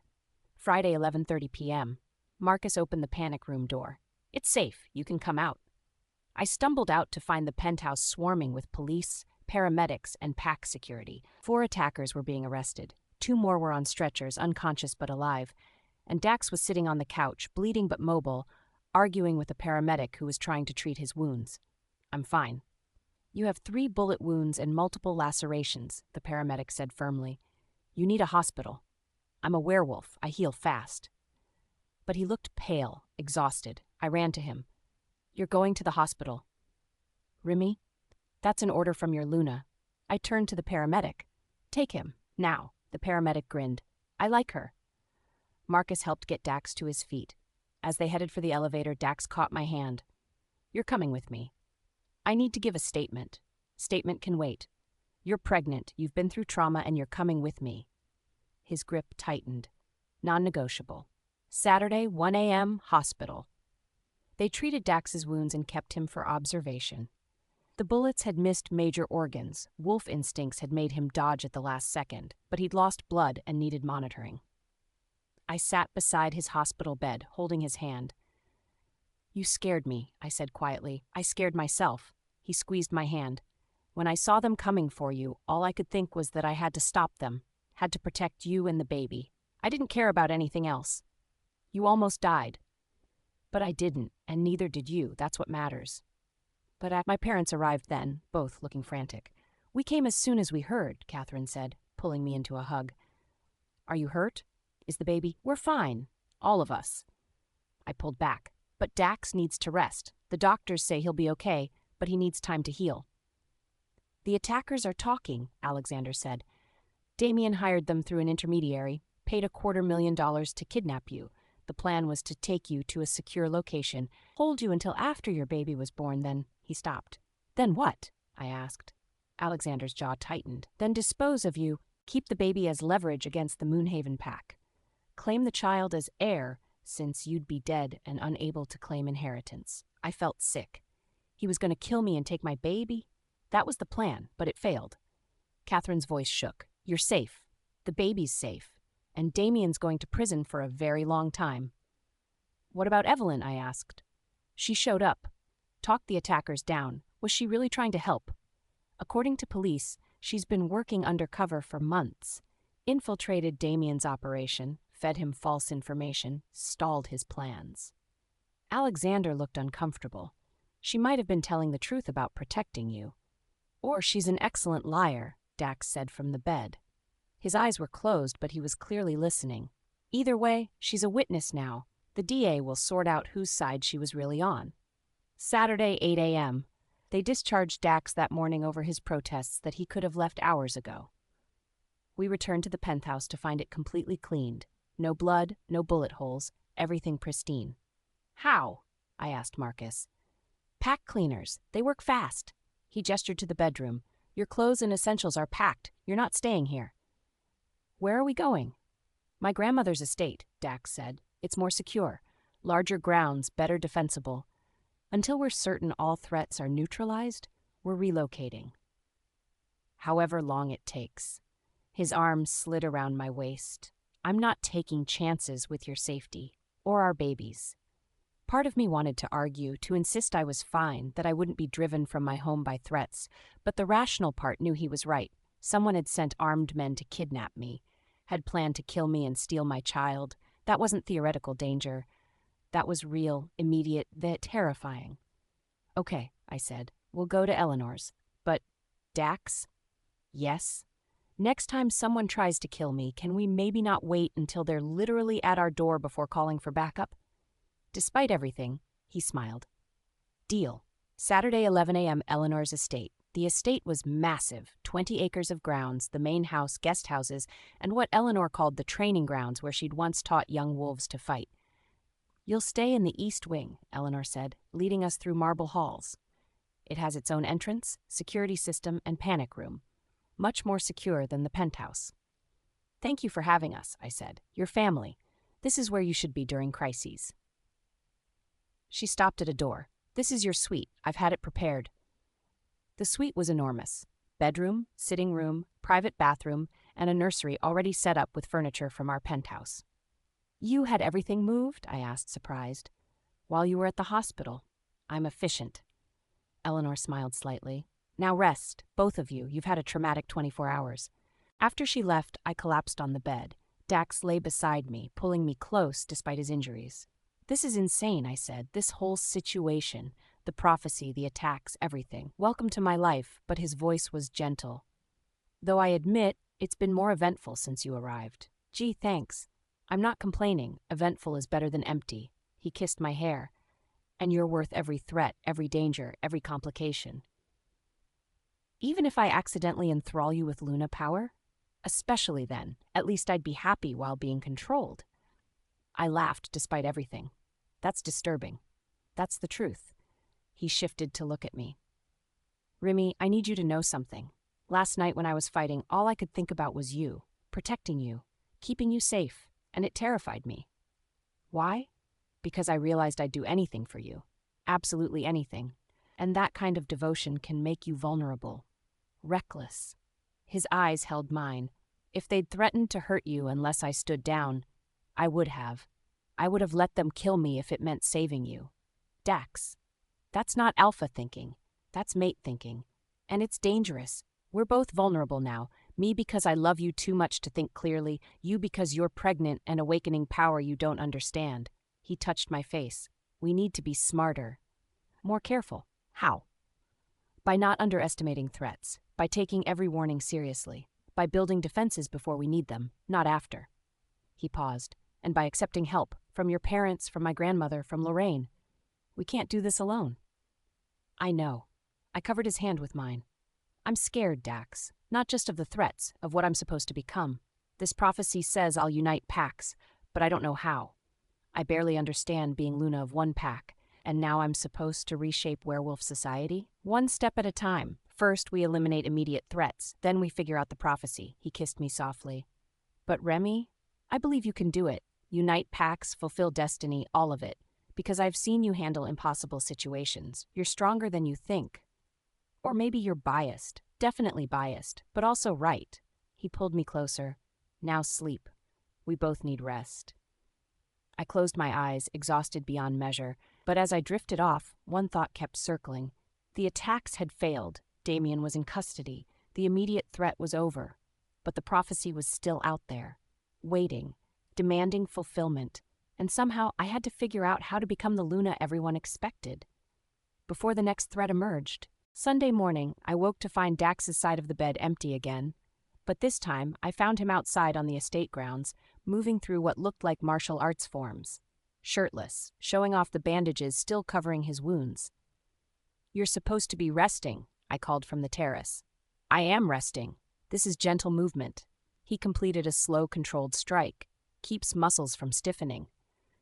"You were shot 3 times 2 days ago.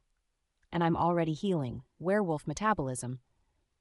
He moved through another sequence, wincing only slightly. "Besides, I need to stay sharp. Can't protect you if I'm weak." I descended the stone steps to the garden where he was training. "You're not weak. You fought off 7 armed men. Barely. And next time, there might be more." He stopped, breathing hard.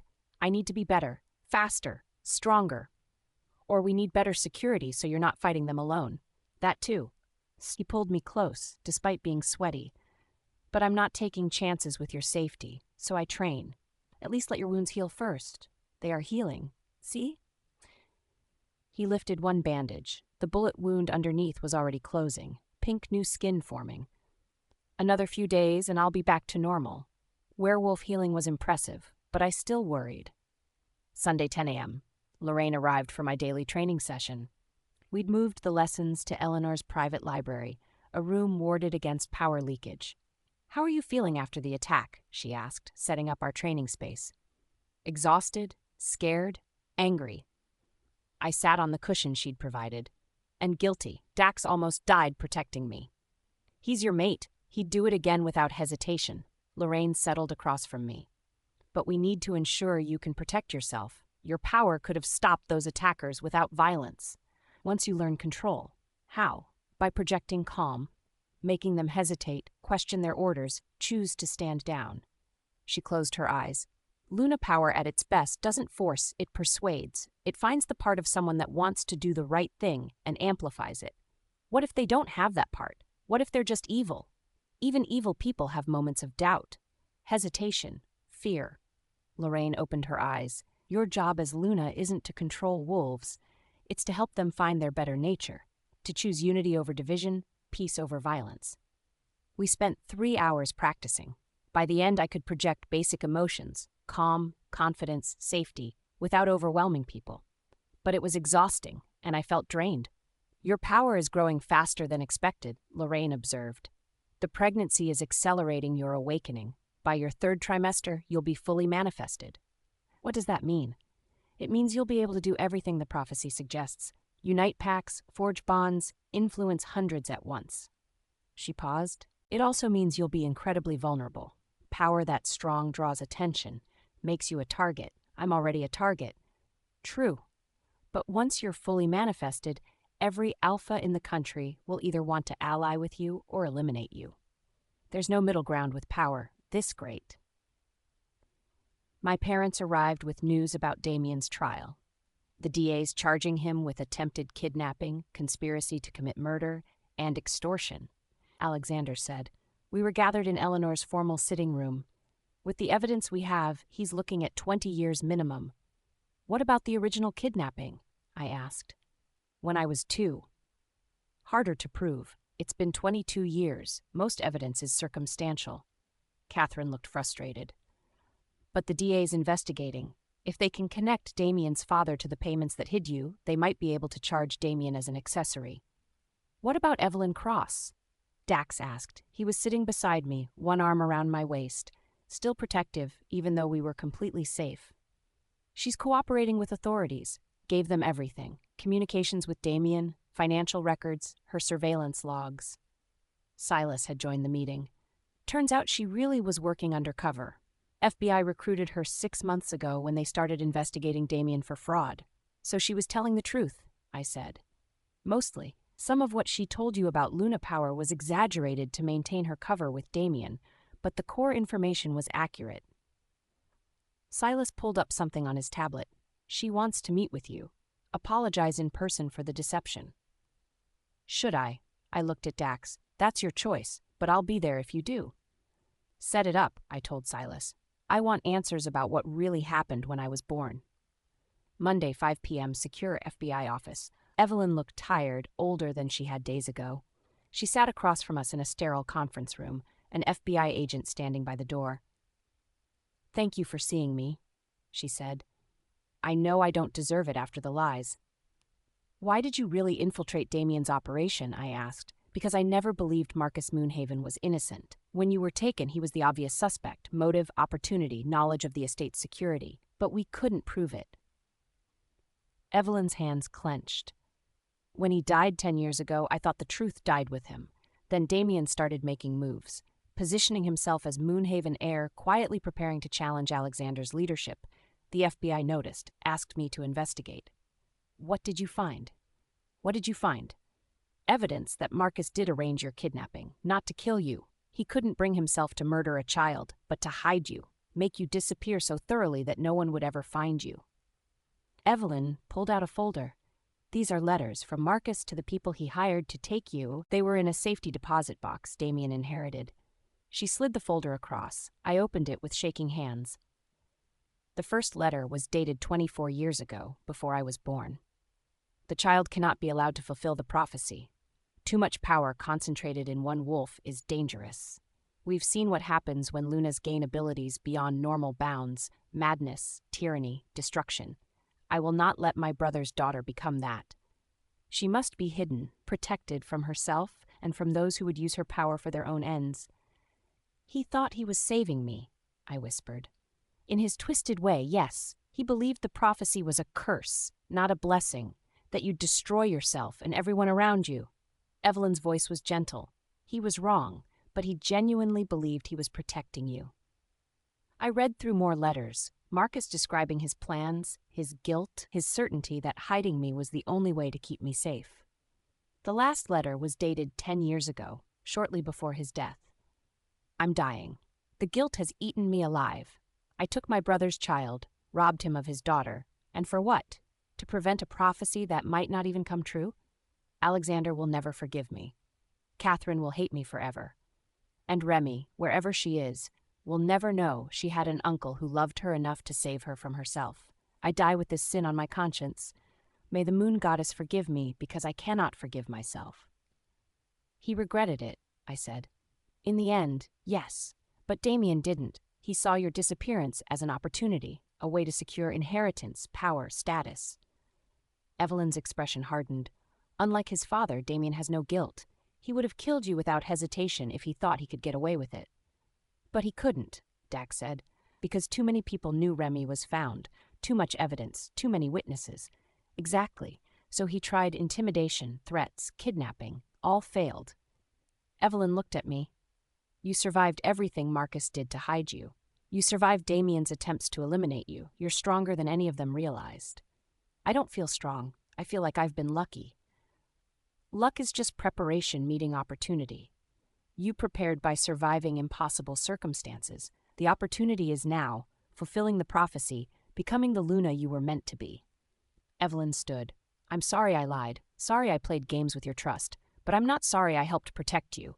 You're important, Remy, not just to your parents or your mate, to all of us. After she left, I sat in silence, processing everything. You okay? Dax asked. My uncle kidnapped me because he thought I'd become a tyrant. His son tried to kill me for money. And I'm supposed to unite packs. I laughed without humor. My own family couldn't unite. How am I supposed to unite everyone else? By being different, by choosing unity even when it's hard. Dax took my hand. Your uncle was wrong. You're not dangerous. You're compassionate, strong, and wise beyond your years.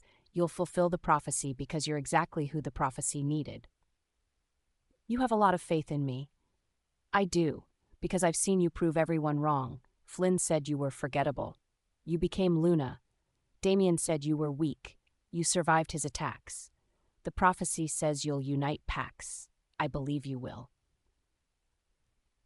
I woke feeling different, stronger.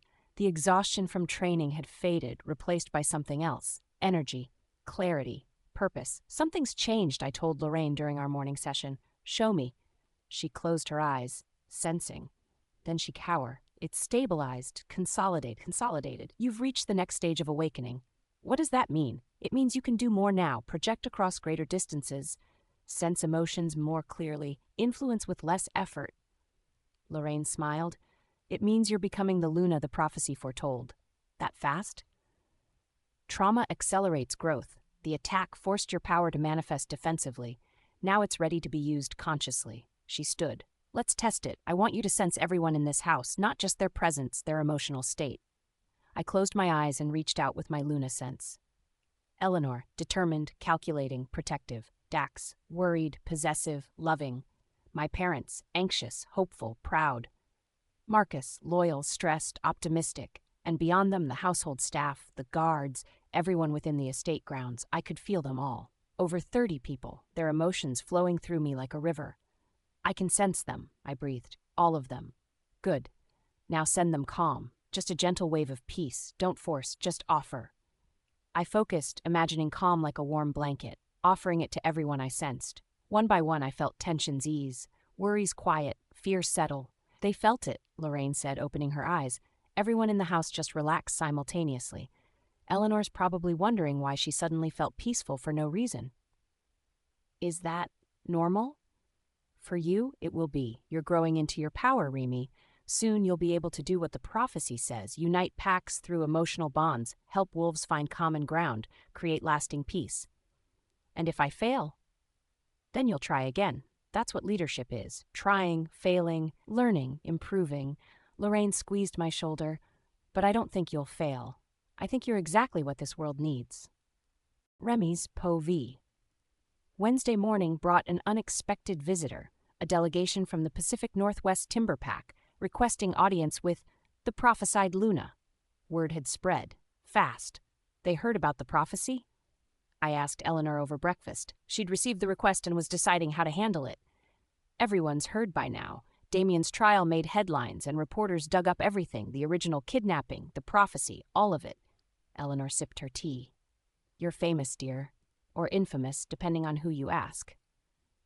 What do they want? To see if you're real, if the prophecy is legitimate, and possibly to ask for help with their pack troubles. Eleanor set down her cup. The Timber Pack has been feuding with the Cascade Pack for 15 years. Border disputes, resource conflicts, the usual. They've heard you can unite divided packs. I can barely unite my own thoughts most mornings. Nevertheless, they're coming. This afternoon, 2 hours. Eleanor's expression was serious. This is your first test, Remy. How you handle them will set precedent for every other pack that comes calling. I'm not ready. You'll never feel ready, but your power says otherwise. Eleanor stood. Lorraine will prepare you. Dax will be at your side, and I'll supervise. You won't be alone. Wednesday, 2 p.m., Eleanor's formal receiving room. The Timber Pack delegation consisted of 3 wolves, their alpha, Marcus Redwood, yes, another Marcus, his Luna, Sarah, and their beta, Thomas.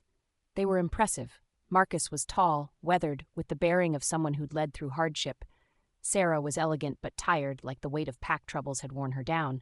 Thomas was younger, watchful, clearly protective of his alpha. Luna Remy, Marcus said, bowing slightly. Thank you for seeing us. Of course, please sit. I gestured to the chairs Eleanor had arranged. Dax sat beside me, silent but present. Eleanor stood by the window, observing. We've come about the prophecy, Sarah said once everyone was seated. We've heard you have power to unite divided packs, to heal old wounds. I'm still learning to control my abilities, I said carefully. I can't promise miracles. We're not asking for miracles. We're asking for hope. Marcus leaned forward. Our pack has been at war with the Cascade Pack for 15 years. It started over a border dispute, a stretch of forest both packs claimed. Since then, it's escalated. Sabotage, theft, violence. 3 wolves have died. Have you tried negotiation? Countless times. We can't even agree on who should mediate. Every neutral party we suggest, they reject. Every compromise we offer, they counter with impossible demands. Sarah's voice was heavy. We're exhausted. Our pack is suffering. We need help. What do you think I can do? Bring us together. Use your power to make them listen. Help us find common ground. Marcus met my eyes. The prophecy says you'll unite packs. We're asking you to start with ours. I looked at Dax. He gave a slight nod. My choice. I can try, I said slowly. But I need to understand something. Do you want peace because it's right, or because you're losing the fight? The bluntness surprised them. Marcus and Sarah exchanged glances. Both, if I'm honest, Marcus admitted. We believe peace is right, but we also know we can't sustain this conflict much longer. We're smaller than Cascade. They're wearing us down. At least you're honest. I stood, moving to the window. Beyond the estate, the city sprawled. Thousands of wolves living separate lives, divided by territory and politics. I'll help, but not by forcing Cascade to agree. That's not unity. That's coercion. Then how? Sarah asked. By helping both packs see what they're losing. By making the cost of conflict real enough that peace becomes the only logical choice. I turned back to them. Set up a meeting. Both alphas, both lunas, both betas. Neutral territory. I'll mediate. Cascade won't agree. They will if I ask. I felt my power stir, responding to my conviction. Tell them the prophesied Luna requests their presence. Appeal to their curiosity if nothing else. After they left, Eleanor approached. That was well done. You gave them hope without overpromising. But can I actually do this? Mediate a 15-year feud? You have the power. Whether you have the wisdom remains to be seen. Eleanor smiled slightly. But I have faith. You're more capable than you realize. Wednesday? The Cascade Pack responded that evening. They'd attend the meeting. Saturday, neutral location, same terms as Timber Pack. They're testing you, Dax said as we prepared for bed, seeing if you're legitimate or just another wannabe peacemaker. What if I fail? Then you fail, but you'll have tried. He pulled me close. And failure isn't the end. Every successful Luna has failed mediations. You learn from them. Eleanor didn't fail. Eleanor failed dozens of times. She just doesn't advertise it. He kissed my forehead. Stop putting pressure on yourself to be perfect. Just be honest, fair, and trust your instincts. My instincts say to run away and hide. Your fear says that. Your instincts, your Luna nature says to lead. Trust the right voice. Thursday and Friday. I spent 2 days preparing. Lorraine taught me mediation techniques, how to sense underlying emotions, how to project calm authority, how to help people find common ground. Eleanor provided historical context, every feud the Wolfpack had ever mediated, what worked, what failed. Dax ran security. The meeting would take place at a conference center the Wolfpack owned, with guards ensuring no violence. My parents offered advice based on their own mediation experience. Alexander emphasized patience. Catherine emphasized empathy. By Friday night, I was as ready as I'd ever be. Still terrified, Dax asked as we lay in bed. Completely, but also excited? Is that weird? No, it means you're ready. He pulled me against his chest. Tomorrow you take the first real step toward fulfilling the prophecy. How does that feel? Huge, overwhelming, important. I looked up at him. What if this works? What if I actually manage to help them? Then word spreads. More packs come asking for help. Your power grows. The prophecy gains momentum. His hand moved to my stomach, now showing a definite bump. And our son grows up in a world his mother helped create. A better world. No pressure. All the pressure, but you can handle it. He kissed me. Now sleep. Tomorrow's a big day. Saturday, 10 Wolf Conference Center. The room was set up carefully. Round table, equal seating, no head position to imply hierarchy. Water, coffee, basic refreshments, windows showing the city, reminding everyone of what they shared. I sat at one point of the round table, Dax beside me, Lorraine nearby for support if my power got overwhelming. At exactly 10, both delegations arrived. Timber Pack I'd met, Marcus, Sarah, Thomas. Cascade Pack was new. Their alpha, Richard Cross, no relation to Evelyn, was older, gray-haired with sharp, calculating eyes. His Luna, Jennifer, was younger, elegant, watching me with open curiosity. Their beta, Michael, was massive, clearly the muscle. Thank you for coming, I said once everyone was seated. I know this isn't easy for either pack. We came out of respect for the prophecy, Richard said. Not because we expect miracles. Good, because I'm not offering miracles. I'm offering a chance to talk without violence, to see if peace is possible. I looked around the table. But first, I need to understand the core issue. What started this feud? They did, Marcus said immediately. We did no such thing, Richard shot back. Your pack crossed established borders. Borders you arbitrarily declared without consultation. Stop. My voice was firm, and I let a thread of Luna power infuse it. Not controlling, just commanding attention. Both alphas stopped mid-argument.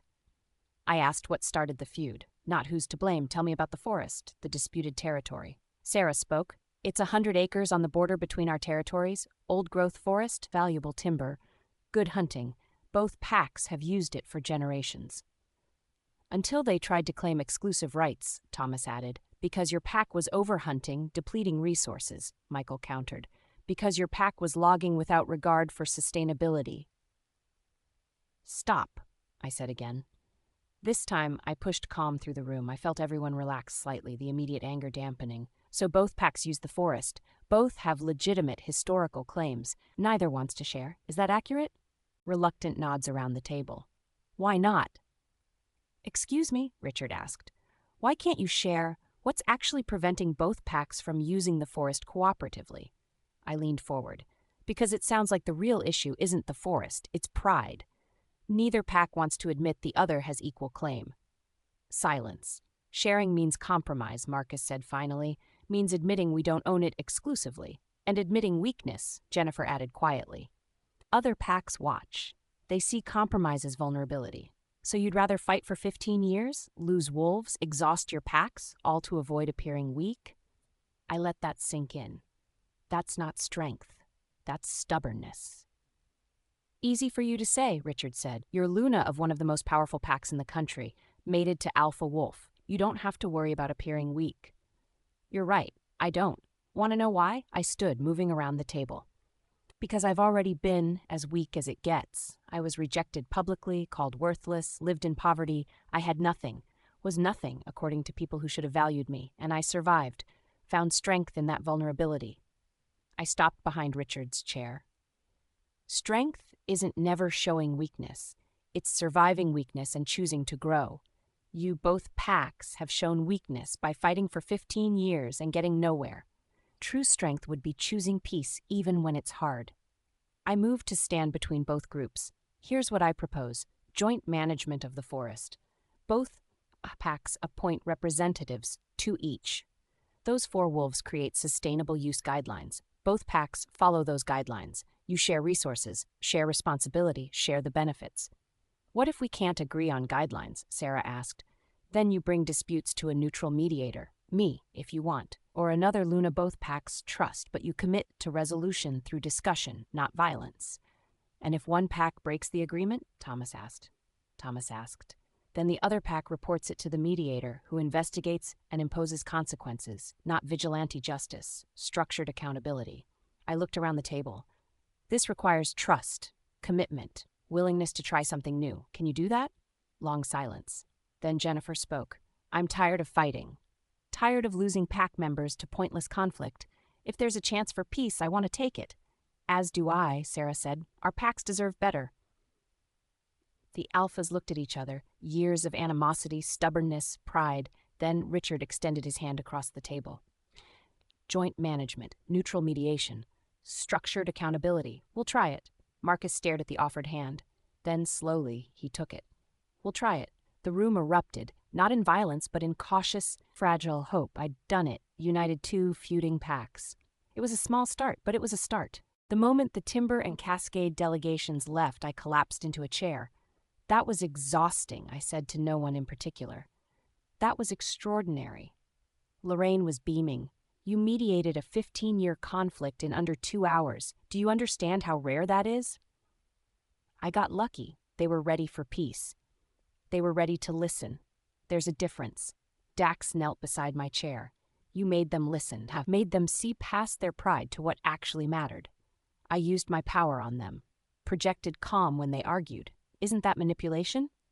You helped them access emotions they already had.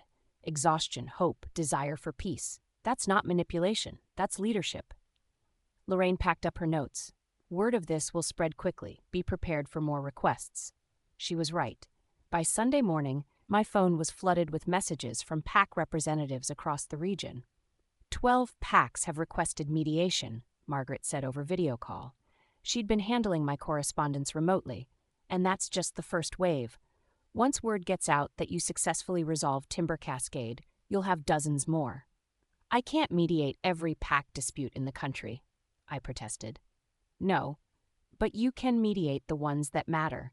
The long-standing feuds, the conflicts threatening violence, the situations where peace seems impossible.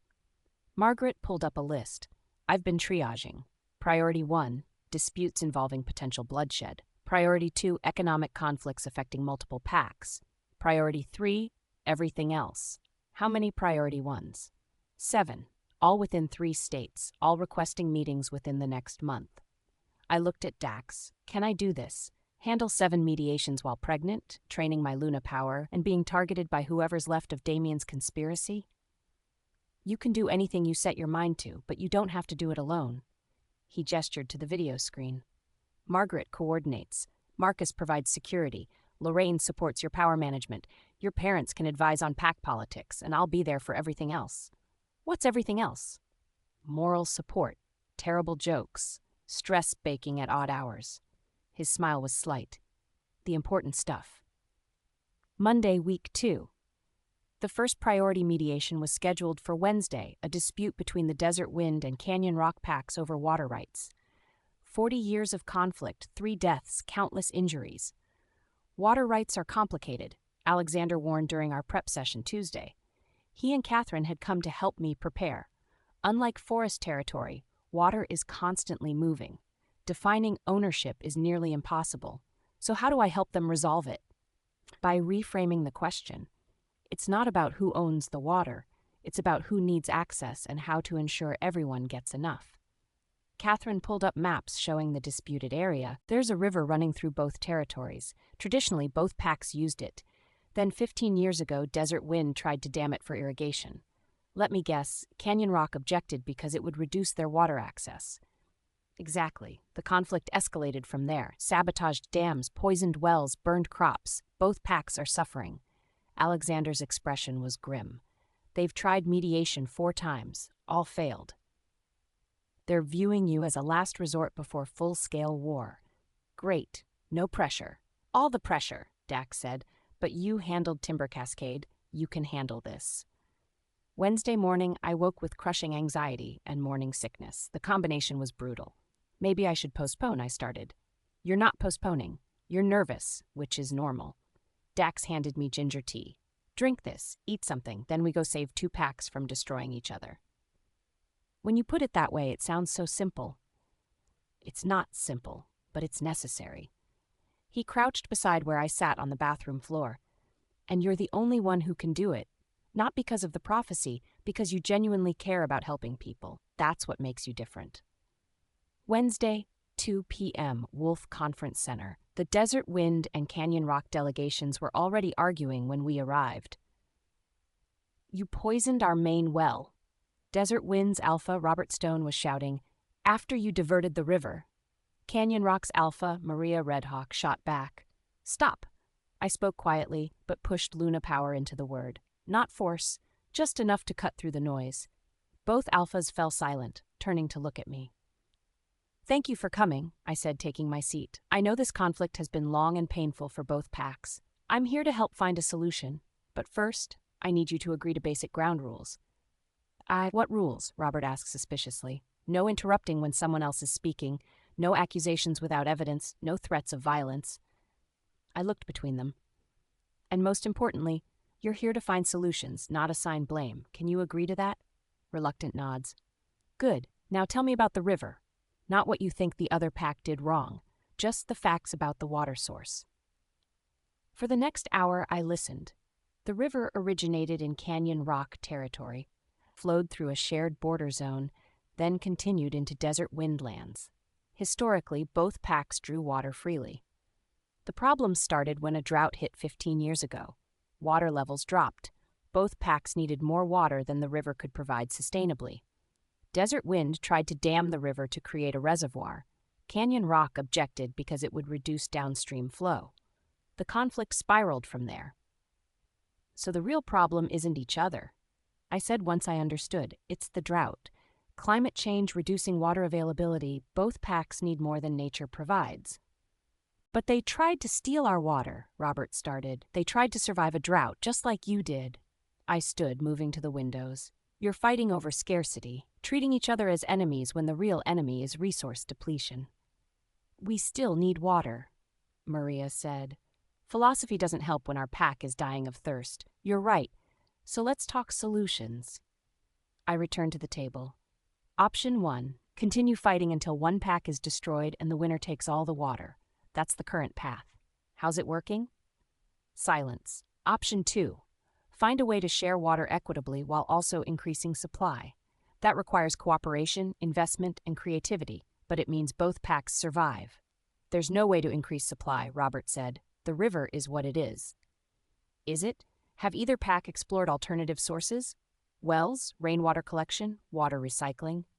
I pulled up information Dax had helped me research.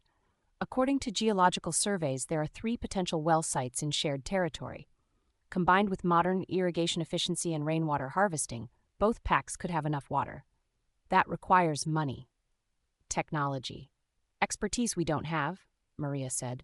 But I do. Dax spoke for the first time. The Wolf Pack has resources. We can fund the wells, provide technology, send experts to implement efficient systems. In exchange, both packs agree to peace and cooperative water management. Why would you do that? Robert asked suspiciously. Because my mate asked me to, and because regional stability benefits everyone. Dax's voice was flat. The Wolf Pack has thrived through cooperation, not conflict. We're willing to invest in that philosophy. I felt a surge of love for him. He'd researched solutions, arranged funding, all without telling me, supporting my mediation without taking over. So here's the proposal, I said. Both packs agree to immediate ceasefire. The Wolf Pack funds development of 3 new wells plus irrigation improvements. Both packs form a joint water management council, 3 representatives each, to ensure fair distribution. Any disputes go to mediation rather than violence. And if one pack breaks the agreement, Maria asked, then they lose access to Wolf Pack support, technology, funding, trade agreements, all of it. Dax's voice was steel. We're investing in peace. Break that peace and you're on your own. The 2 alphas looked at each other. 40 years of conflict, generations of hatred. Then Maria extended her hand. Peace, cooperation, survival over pride. Robert stared at her hand. Then slowly, with visible effort, he took it. Peace. Wednesday, 6 p.m., Eleanor's estate. I was so exhausted I could barely stand. Dax had to help me to the car after the mediation ended. 2 for 2, he said as we drove home. You're making this look easy. It's not easy. It's terrifying every single time. I leaned against him, but it feels right, like this is what I'm supposed to be doing. Because it is. The prophecy said you'd unite packs. That's exactly what you're doing. I'm just helping them talk to each other, which is how unity starts, one conversation at a time. He kissed my hair. I'm proud of you. My phone buzzed. 5 more packs requesting mediation. Word is spreading fast. You're becoming famous, I muttered. Great, because being pregnant, learning Luna powers, and surviving assassination attempts wasn't complicated enough. Welcome to fulfilling your destiny. But Dax's voice was gentle. You don't have to accept every request. You can say no. Can I? People are suffering. Packs are at war. If I can help, shouldn't I? Not at the cost of your health. Or our babies. His hand moved to my stomach. You're 4 months pregnant. You need rest, proper nutrition, low stress. Mediating conflicts is the opposite of that. So what do I do? Ignore the requests. You prioritize. Focus on disputes that are genuinely critical. Refer others to different mediators. Build a network of Lunas who can help share the load. He pulled into Eleanor's driveway. You can't save everyone, Remy. Trying will destroy you. The prophecy says you'll unite packs. It doesn't say you have to do it all personally in 6 months while pregnant. He turned to face me. You're allowed to pace yourself, to build gradually, to ask for help. He was right. I knew he was right. But the requests kept coming, and each one represented wolves suffering, packs destroying themselves over conflicts that could be resolved. How could I say no? Margaret scheduled a video conference with 6 Lunas from across the region, experienced leaders Eleanor recommended as potential partners. Luna Remy, the first one, said, "We've heard about your mediations. They're impressive, but you're taking on too much too fast." "I know. That's why I'm calling. I need help." I explained the situation, dozens of its limited time, pregnancy complications. "We can help," another Luna offered. "I've mediated 3 pack disputes myself. I can take some of the lower priority cases. And I have experience with resource conflicts," a third Luna added. "Water, territory, hunting rights, I've handled them all." By the end of the call, we'd established a network, 7 Lunas, each with different expertise who could handle various types of disputes. I'd focus on the most critical conflicts, the ones threatening immediate violence or involving complex political situations. "This is good," Dax said after the call ended. "You're delegating, building infrastructure to support the prophecy long term. It feels like I'm passing off responsibility. It feels like you're being smart, sustainable.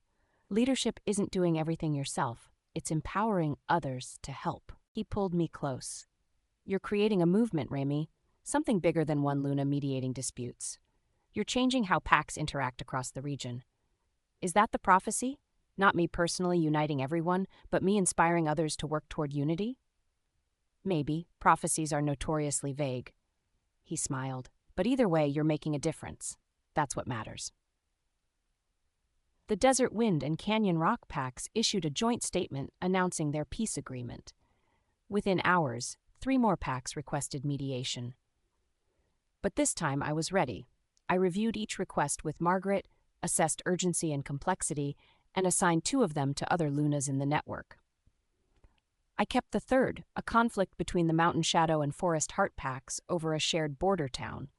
Both packs claimed jurisdiction, and tensions were escalating toward violence. "This one's political," Alexander observed when I showed him the details. "It's not about resources, it's about power, influence, and control." "Which makes it exactly the kind of dispute I should handle," I said. "The network Lunas are experts in resource conflicts, but political disputes need someone with presence. Someone backed by prophecy," Catherine said. "You're using your reputation strategically. That's smart."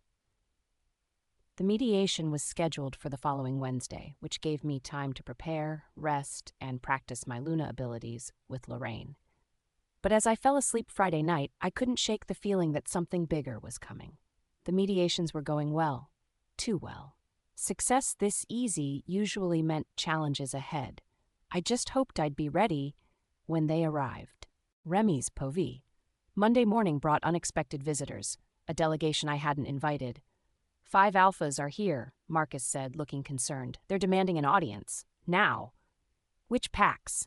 Dax asked. He was already moving into protective mode. "Northern Ridge, Silver Lake, Iron Mountain, Blackwood, and Crimson Falls." Marcus pulled up information on his tablet. All traditional conservative packs, all opposed to what they're calling the new Luna movement.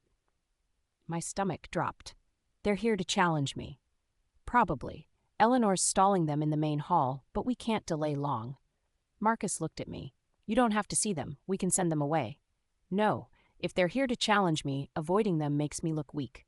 I stood, despite my shaking hands. "Let them in. But Dax stays with me." "I wasn't planning on leaving," Dax said firmly. 10 minutes later, 5 alphas filed into Eleanor's formal receiving room. All male, all older, ranging from their 50s to 70s, all radiating disapproval. "Luna Remy," the oldest said. His name tag identified him as Alpha James of Northern Ridge.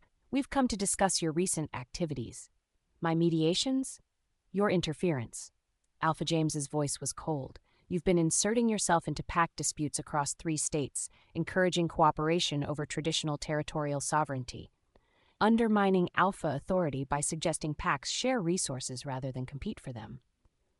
"I've been helping packs avoid unnecessary bloodshed," I corrected.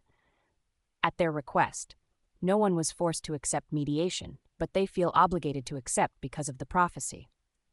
This was Alpha Marcus of Silver Lake.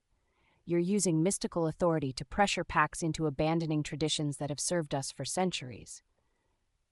Traditions like 40-year feuds and resource wars, I kept my voice level. Those traditions were destroying the packs who asked for help. Conflict strengthens packs. Wolves need challenge, competition, the opportunity to prove dominance. Alpha Richard of Iron Mountain leaned forward. By encouraging cooperation over competition, you're making packs weak, soft, vulnerable. Is peace weakness? I asked. Is choosing dialogue over violence soft? When it comes from a Luna who's barely been awakened for a month, yes. Alpha James's expression was dismissive. You're young, inexperienced, and wielding power you don't fully understand. You're not qualified to reshape pack society. The packs requesting mediation seem to disagree because you're manipulating them with Luna power. Alpha David of Blackwood spoke for the first time. We've heard reports packs leaving your mediations feeling unnaturally calm, compliant, willing to compromise against their own interests. That's not diplomacy. That's mind control. Ice flooded my veins. I don't control anyone. You influence them, suppress their natural aggression and competitive instincts, make them docile. Alpha David's voice was hard. That's exactly what the prophecy warned against. Too much power in one Luna, corrupting free will. That's not what the prophecy said, I started. The prophecy has been interpreted many ways over the years, Alpha James interrupted. Some believe you'll unite packs into harmony. Others believe you'll subjugate them into obedience. Your recent actions suggest the latter. Dax stood. You've made your concerns clear. Now leave. We have a right to question. You have no rights in my territory. You came uninvited, insulted my mate, and accused her of crimes without evidence. Dax's eyes flashed gold. Leave. Now, before I have you forcibly removed. This is exactly the problem, Alpha James said, but he stood. She's turned even you, one of the most powerful alphas in the country, into a puppet. That power is too dangerous to leave unchecked. I'm not a puppet. I'm protective of my pregnant mate being harassed by jealous old wolves who resent change. Dax's voice was deadly quiet. You're dismissed. The 5 alphas left, but Alpha James paused at the door. This isn't over. We're calling a regional alpha council to formally address the threat you pose. After they left, I collapsed into a chair. They think I'm controlling people, making them obedient. They're threatened by change and blaming you for it. Dax knelt beside my chair. Don't let them get in your head. But what if they're right? What if I am manipulating people without realizing it? I looked at him. What if the calm I project during mediations is suppressing their free will? Lorraine? Dax called. She'd been observing from the doorway. Can Remy's power suppress free will? No. Her power amplifies existing emotions or helps people access feelings they're suppressing. But it can't create emotions that don't exist or eliminate someone's ability to choose. Lorraine entered the room. What those alphas are describing, complete mind control, would require power 10 times greater than what Remy has. And even then, it wouldn't work on alphas. We're too strong-willed. Then why are they accusing her of it? Because successful mediation looks like manipulation to people who benefit from conflict. Lorraine's voice was firm. Those 5 alphas represent traditional power structures, territorial competition, hierarchical dominance, zero-sum thinking. Remy's mediations threaten that worldview. They're fighting back the only way they know how, by discrediting her. What's a regional alpha council? I asked. A formal gathering of alphas to address concerns affecting multiple packs. They can issue recommendations, censure problem alphas, or, in extreme cases, strip an alpha of their position. Eleanor had appeared in the doorway. But they have no authority over Lunas. You're not subject to their judgment. But Dax is, and if they convince enough alphas that I'm dangerous, then I defend you. Simple as that. Dax's voice was steel. I'm not letting 5 conservative old wolves dictate how my mate uses her gifts. When is this council meeting? I asked Eleanor. They'll need at least 2 weeks to organize. Notify all regional alphas, arrange location, set agenda. Eleanor pulled out her phone, which gives us time to prepare a defense. A defense for what? I haven't done anything wrong. You don't have to do anything wrong to be accused. Welcome to politics. Eleanor's smile was grim. But don't worry, dear, we've faced worse, and we have advantages those 5 alphas don't realize yet. Like what? Like the fact that 12 packs you've mediated for will testify on your behalf. Like your father being one of the most respected alphas in the country. Like the prophecy itself, which those alphas can't simply dismiss. Eleanor's eyes glittered. They picked a fight, now we'll show them why that was a mistake. Tuesday. Word of the challenge spread quickly. By morning, my phone was flooded with messages, some supportive, some concerned, a few openly hostile. Stand strong. The old guards fear change. Luna Sarah from Timber Pack. You're doing what's right. Don't let them intimidate you. Alpha Marcus from Desert Wind. This is exactly what happens when inexperienced Lunas gain too much power too fast. Anonymous. The prophecy was a warning, not a blessing. We should have let you stay hidden. Anonymous. I turned off my phone after the 20th message. Don't read them, Dax said. He was working from home, staying close in case I needed support. People are going to have opinions. Some will support you, some won't. That's inevitable. But what if the council rules against me? What if they convince other alphas I'm dangerous? Then those alphas are idiots. But more importantly, so what? He looked up from his laptop. Even if the council condemns you, you're still Luna. Still my mate. Still capable of mediating disputes for packs who want your help. The council has no actual power over you. But it'll damage my reputation. Make it harder to help anyone. Or it'll make you a martyr. Rally support from progressive packs who see the council as outdated. Dax closed his laptop. Either way, you keep being yourself. Keep doing what you know is right. That's all you can control. My parents arrived that afternoon with their own strategy. We've been reaching out to allies, Alexander said. Alphas and Lunas who support your work, building a coalition to counter the conservative bloc. How many? I asked. 17 packs so far, all willing to testify at the council that your mediations were fair, voluntary, and beneficial. Catherine pulled up a list. And we're working on more. By the time the council meets, you'll have overwhelming support. What about the accusations of mind control? We'll have Lorraine and other Luna experts testify about the limits of your power. Explain that what you do is normal Luna diplomacy, not manipulation. Alexander's expression was serious. But Remy, you need to understand, some alphas will never accept you. No matter how much evidence we provide, they see the world as zero-sum. Your success means their irrelevance. So what do I do about them? Nothing. You can't change their minds, so don't try. Focus on the alphas who can be persuaded. Build your coalition, demonstrate your value, and let the council see that you have more support than opposition. Wednesday, Mountain Shadow and Forest Heart mediation. Despite everything, I had a mediation scheduled. The shared border town dispute, political, complex, exactly the kind of thing I needed to focus on. Are you sure you're up for this? Dax asked as we drove to the conference center. No, but I'm doing it anyway.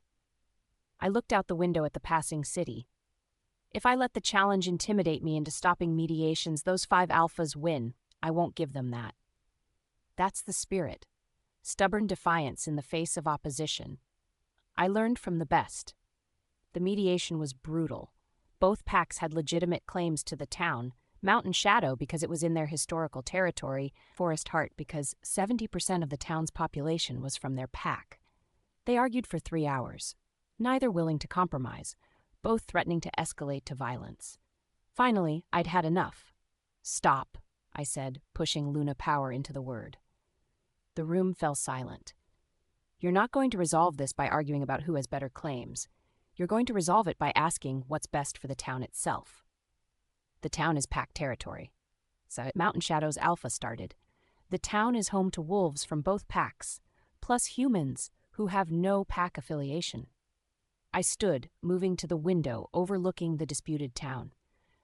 You're treating this place like property, but it's not property, it's a community. And communities need stability, not endless power struggles. What are you suggesting? Forest Heart's Luna asked. Shared governance. A town council with representatives from both packs. They handle local issues, schools, infrastructure, safety. Both packs agree to respect council decisions and not interfere. I turned back to face them. The town becomes neutral territory. Neither pack owns it. Both packs contribute to it. That's unprecedented, Mountain Shadow's alpha said. We've never had neutral towns? Then you'll be the first. Or you'll keep fighting until the town is destroyed and neither pack benefits. I returned to my seat. Your choice, innovation or destruction. Silence.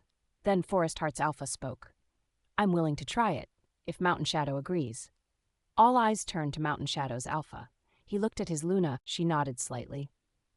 Shared governance, he said slowly, with clear boundaries on pack authority, and either pack can request mediation if conflicts arise. Agreed, Forest Hearts Alpha said. 3 mediations, 3 successes, building momentum toward the prophecy.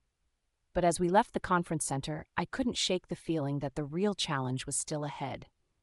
The Alpha Council would test everything I'd built, and I had no idea if I was ready. The days leading up to the Alpha Council were a blur of preparation, testimony gathering, and increasingly hostile messages from conservative PACs. Eleanor had transformed her library into a war room. Maps covered the walls, showing PAC territories color-coded by their stance: green for supporters, red for opposition, yellow for undecided. We're at 23 confirmed supporters, she announced Thursday morning. 15 opposition, 12 undecided. The remaining PACs are too small to have voting rights at the council. So we have the majority? I asked hopefully. Technically, but council decisions require 2/3 majority for formal censure. We're 3 votes short. Eleanor tapped a yellow territory. These 12 undecided PACs are the key. We need at least 3 of them. How do we persuade them? By having them meet you. See firsthand that you're not the threat the conservatives claim. Catherine had been working on outreach. I've arranged meetings with 4 undecided alphas next week. You'll have a chance to address their concerns directly. And the other 8? Waiting to see which way the wind blows. They'll vote with whoever seems likely to win. Alexander looked frustrated. Politics. Can't live with them. Can't ignore them. Dax had been quiet, studying the maps. What about the original 5 who challenged Remy? James, Marcus, Richard, David, and... He squinted at his notes. Alpha Thomas of Crimson Falls. What's their strategy? They're building a narrative, Silas said. He'd been monitoring conservative PAC communications, painting Remy as a threat to PAC sovereignty and traditional values, claiming her mediations are the first step towards centralized Luna authority over all PACs. That's ridiculous. I'm not trying to rule anyone. Doesn't matter. The narrative is effective because it plays on existing fears. Silas pulled up message transcripts. Look at this. If we allow one Luna to mediate disputes, what's next? Luna councils dictating PAC policy, Luna authority superseding alphas? They're creating a slippery slope argument. How do we counter it? Marcus asked. By emphasizing voluntary participation. Every PAC Remy's helped requested her assistance. She never imposed herself on anyone. Margaret had been coordinating media strategy. We also highlight the results. 3 successful mediations, 0 instances of PAC autonomy being compromised. But that won't convince the true believers, Eleanor said. Those 5 alphas aren't acting in good faith. They're threatened by change and using legitimate concerns as cover for their own insecurity. Then we don't try to convince them, Dax said. We convince everyone else that they're the problem, not Remy. Make them defend their opposition to peace and cooperation. That's risky, Alexander warned. Attacking them directly could backfire. Make Remy look aggressive. Not attacking, questioning. Dax pulled up his tablet, typing quickly. We release statements from the PACs Remy's helped. Let them describe the conflicts she resolved. Then we ask the 5 conservative alphas, publicly, if they'd prefer those PACs kept fighting, keep dying, keep wasting resources on centuries-old feuds. Put them on the defensive, I said slowly. Force them to explain why peace is bad. Exactly. They can't. Any argument they make reveals their true motivation, preserving power structures that benefit them. Dax looked around the room. But we need to be careful. This strategy only works if we maintain the moral high ground. No personal attacks, no questioning their character. Just calm, rational questions about why they oppose demonstrably positive outcomes. I like it, Eleanor said. It's subtle, strategic, and it puts the burden of proof on them rather than on Remy. Friday, first undecided Alpha meeting. Alpha Jennifer Martin of Westwind PAC agreed to meet at a neutral cafe downtown. She was in her 40s, sharp-eyed, and clearly skeptical. Luna Remy, she said, shaking my hand. Thank you for taking the time. Of course, I appreciate you being willing to meet. I sat across from her, Dax beside me. What are your concerns about my mediations? Primarily, precedent. Jennifer stirred her coffee thoughtfully. I don't doubt your intentions are good, but if PACs start relying on external mediators for every dispute, what happens to PAC autonomy? To alpha authority? PACs only use mediation when internal resolution fails, and it's always voluntary. No PAC is forced to participate. I leaned forward. Your PAC has resolved disputes internally for years, correct? Yes, successfully. Then nothing I'm doing threatens that. But some PACs don't have your leadership skills. They get stuck in cycles of retaliation and escalation. Mediation gives them an off-ramp, and when mediation fails, when a PAC refuses to honor agreements, then they face consequences: loss of trade agreements, diplomatic isolation, potential intervention from regional councils. I paused. But so far, every mediation I've conducted has resulted in lasting agreements. The PACs involved are honoring their commitments. Jennifer studied me. The conservatives say you're using Luna power to manipulate participants, making them compliant. I help participants access emotions they already have: fatigue, hope, willingness to compromise. But I can't create feelings that don't exist or override free will. I looked her in the eye. Has your PAC ever felt unnaturally compliant when interacting with me? We haven't interacted before today. Exactly. And right now, are you feeling any compulsion to agree with me? Any unnatural calm or compliance? No, I feel exactly like myself. That's because I'm not using power on you. I could demonstrate what it feels like, with your permission. Jennifer hesitated, then nodded. Show me. I reached out with my Luna sense, found her natural emotions: curiosity, skepticism, caution, and gently amplified the curiosity. Just slightly. What was that? Jennifer asked immediately. I just felt more interested in hearing your explanation. That's what my power does. It takes emotions you already have and amplifies them. But notice, you still felt like yourself. You could still question me, disagree, walk away. I released the gentle amplification. That's not mind control. It's influence, and it only works on emotions that already exist. So during mediations, you're amplifying their existing desire for peace? Exactly. The PACs I help already want resolution. They're just stuck in patterns of conflict and can't find the way out. I help them access their own hope and willingness to try something different. Jennifer was quiet for a long moment. The conservatives are wrong about you. You're not trying to control anyone. No, I'm trying to help. I'll vote in your favor at the council, and I'll encourage other undecided alphas to do the same. She stood, extending her hand. Thank you for your honesty. It's rare in PAC politics. After she left, Dax kissed my temple. 1 down, 3 to go. Saturday and Sunday, more meetings. Saturday brought Alpha Marcus Steele of Riverbend PAC, initially hostile, but convinced after I mediated a minor dispute between 2 of his PAC members on the spot, demonstrating my approach. Sunday was Alpha Lisa Chen of Valley PAC, already leaning toward support but needed reassurance about precedent. My explanation of voluntary participation in PAC autonomy satisfied her. Monday's meeting with Alpha David Richards of Highland PAC was more difficult. He was genuinely concerned about Luna power and its potential for abuse. Power corrupts, he said bluntly. You seem sincere now, but what happens when you're fully manifested, when you could influence hundreds at once? The temptation to use that power to enforce your vision of how PACs should operate. How do you resist that? It was a fair question, one I'd asked myself repeatedly. I resist it the same way you resist abusing alpha command, I said, by remembering that leadership is service, not domination. By having people around me, my mate, my parents, my mentors, who will call me out if I start overreaching. I paused, and by focusing on helping, not controlling. The moment I start forcing outcomes instead of facilitating them, I've failed as Luna. But who enforces that? Who holds you accountable? The PACs themselves. If I start abusing my power, they'll stop requesting my help. They'll reject me, spread word that I can't be trusted. My authority exists only as long as I use it ethically. I met his eyes, and honestly, that's how it should be. Power that can't be questioned or challenged is tyranny.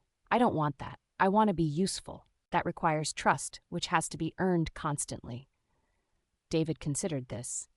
You've thought about this deeply. That's good. Too many people with power never question how they use it. I question it constantly. Sometimes I think I question it too much." He smiled slightly. "Better too much than too little. I'll vote in your favor, but I'll be watching.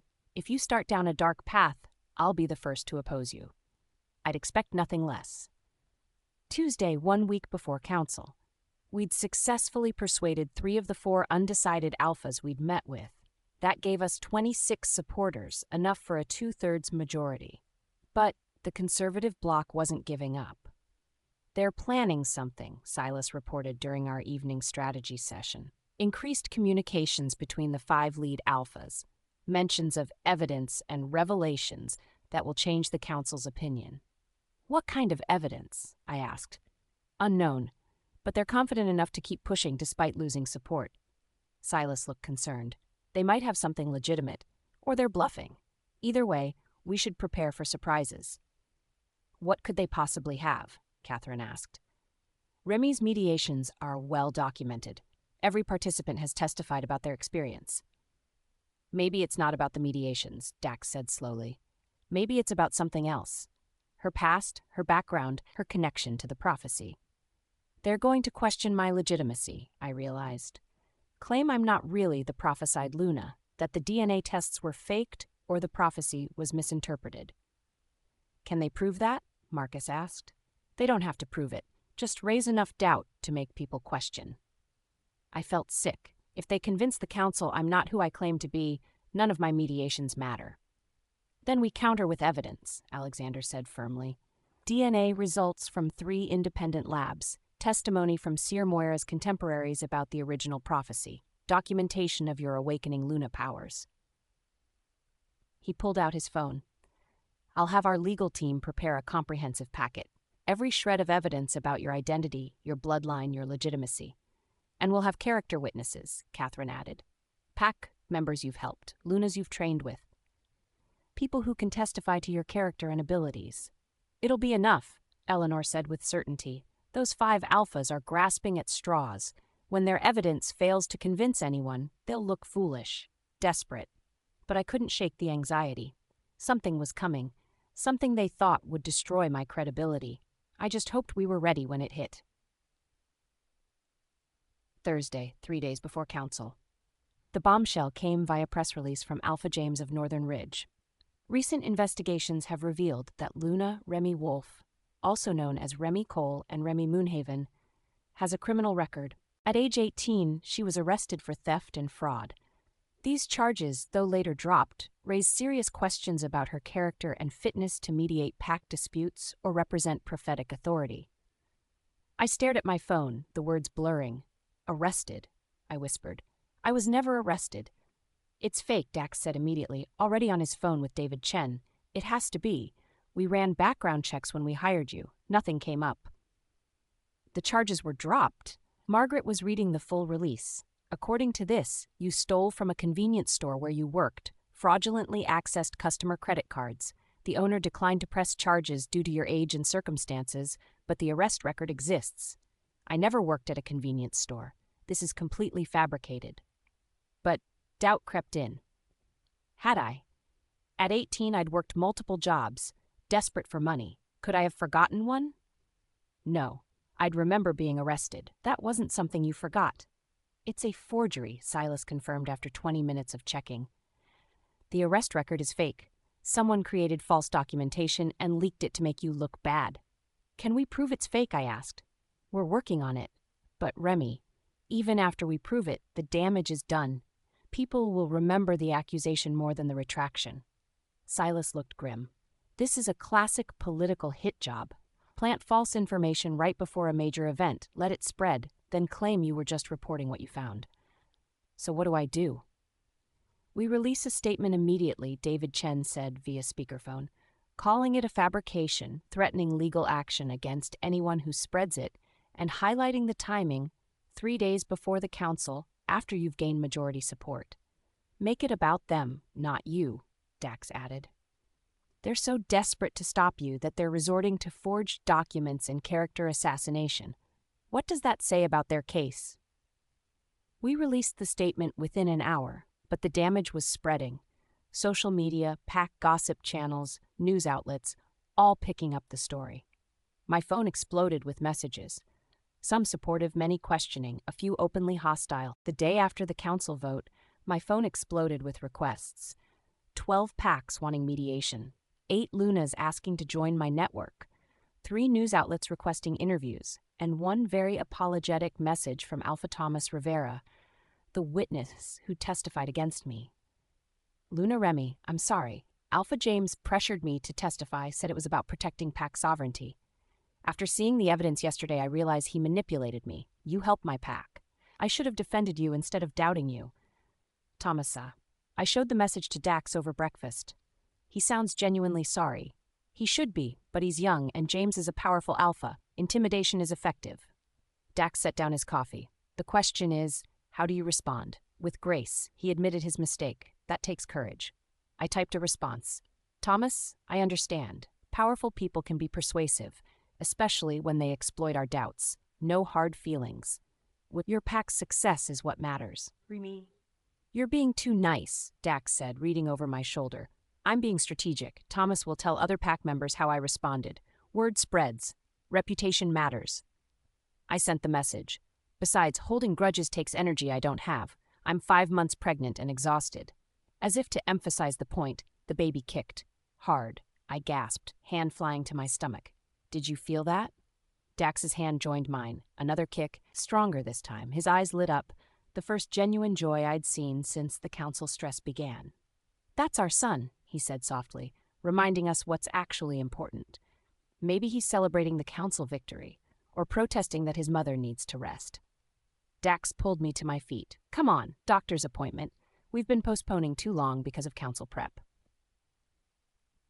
Friday, 10 a.m., Dr. Patricia Vance's office. Dr. Cott Vance was a werewolf obstetrician, recommended by Catherine and cleared by approximately 17 security checks. She'd been seeing patients for 30 years and radiated calm competence. Luna Remy Alpha Wolfe. She shook our hands. Congratulations on the council victory.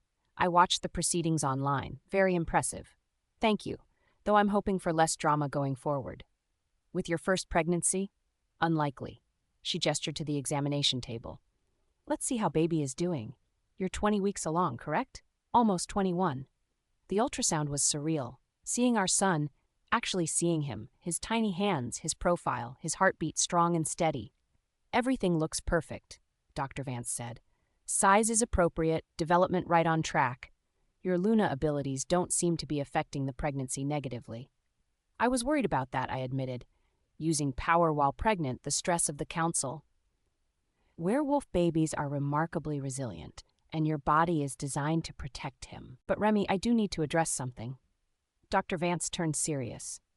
Your stress levels are elevated, blood pressure slightly high. You need to reduce activity, get more rest. I have 12 mediation requests, which can wait or be delegated to your Luna network. Dr. Vance looked at Dax. Alpha Wolfe, your mate needs low-stress environment for the next few weeks. Can you ensure that? Absolutely. Dax's voice was firm. Whatever she needs. I don't need to be wrapped in bubble wrap, I started. You need to not pass out from exhaustion while mediating a PAC dispute, Dr. Vance interrupted. High-stress situations plus pregnancy can lead to complications, preeclampsia, premature labor, other issues. Is proving you're strong worth risking your baby? That shut me up. I'll rest, I said quietly. Delegate requests, focus on low-stress activities. Good. Dr. Vance printed ultrasound photos. I want to see you in 2 weeks. And Remy, being pregnant doesn't make you weak. It makes you human. Well, Wolf, you know what I mean. Friday, 2 p.m., Eleanor's estate. We returned home to find Eleanor, my parents, Marcus, and Margaret waiting in the library. Intervention time? I guessed. Strategy session, Eleanor corrected. The council victory was important, but it's created new challenges. We need to plan next steps. She pulled up a map showing the western region. You currently have 12 active mediation requests. Margaret has triaged them by urgency and complexity. Margaret took over. 3 are priority, potential violence if not resolved quickly. 5 are medium urgency. 4 are long-term disputes that can wait. She highlighted different territories. I've already reached out to your Luna network. 2 Lunas have agreed to take the medium urgency cases. That leaves you with 3 priority mediations, plus the 4 long-term ones. 7 mediations, while pregnant in order to reduce stress. I looked at the map. What if I can't handle 7? Then you don't, Dax said firmly. You take the 3 priority ones, prevent imminent violence, and defer the rest. Your health comes first. But these packs need help. They'll still need help in 3 months, after the baby's born, after you've recovered. Catherine moved to stand beside me. Remy, you proved your legitimacy at the council. You don't have to prove yourself again by working until you collapse. Your mother's right, Alexander added. Sustainable leadership means you can't help anyone if you're hospitalized with pregnancy complications. I hated that they were right. Hated feeling limited, constrained by biology. But Dr. Vance's words echoed, is proving you're strong worth risking your baby? 3 priority mediations, I agreed. Space them out, 1 per week, and I delegate the rest. Good decision. Eleanor made notes. Now the other issue, public relations. The council victory made you famous. More famous than before. You're going to be scrutinized constantly. I'm already getting interview requests, which you should decline, for now.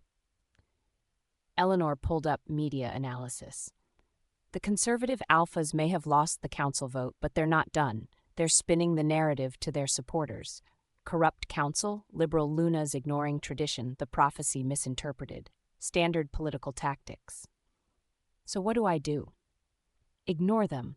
Live your life. Continue helping PACs who ask. Let your results speak for themselves. Eleanor's smile was sharp. Success is the best revenge. Every PAC you help, every conflict you resolve, proves them wrong. And if they escalate, try something worse than forged arrest records, then we respond proportionally, but we don't preemptively attack. That makes us look paranoid. Eleanor closed her tablet. Right now, you have momentum. Public support, proven effectiveness.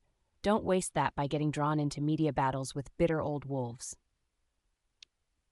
Saturday, first post-council mediation. The first priority mediation involved the Stormwind and Nightfall packs, both claiming rights to a valuable mineral deposit discovered on disputed border territory. Tensions were high, violence imminent. I met with both alphas at the Wolfe Conference Center.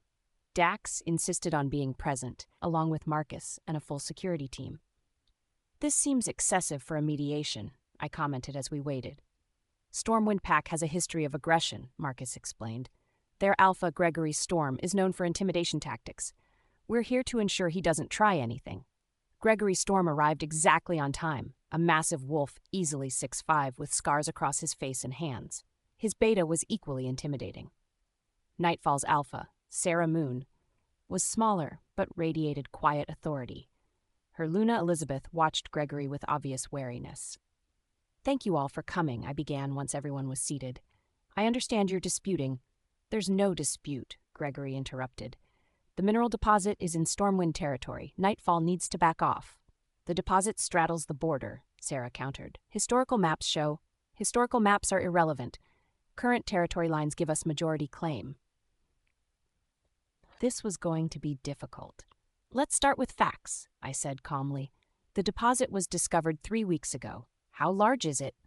Geological surveys estimate $50 million worth of rare earth minerals, Elizabeth provided, enough to fund both packs for years. And current territory lines place what percentage in each territory?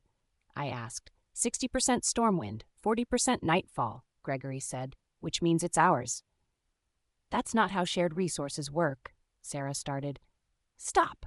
I projected calm through the room, dampening the rising aggression. You're both looking at this as ownership, but mineral deposits don't respect territory lines. They exist underground, flowing through both territories. So what do you suggest? Gregory's tone was skeptical. We split it 50-50 even though most is in our territory? I suggest joint development. Both packs invest in extraction, share costs and profits proportionally based on territory percentage. 60-40 split, favoring Stormwind.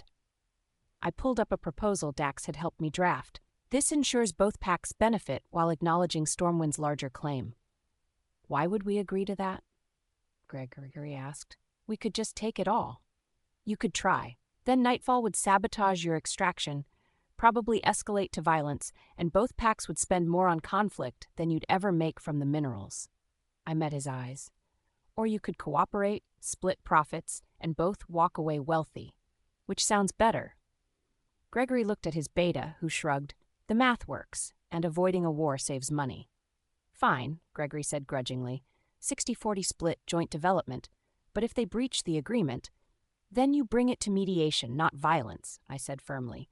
That's part of the deal. Disputes through dialogue, not bloodshed. Sarah extended her hand across the table. Agreed. Joint development, 60-40 split, mediation for disputes.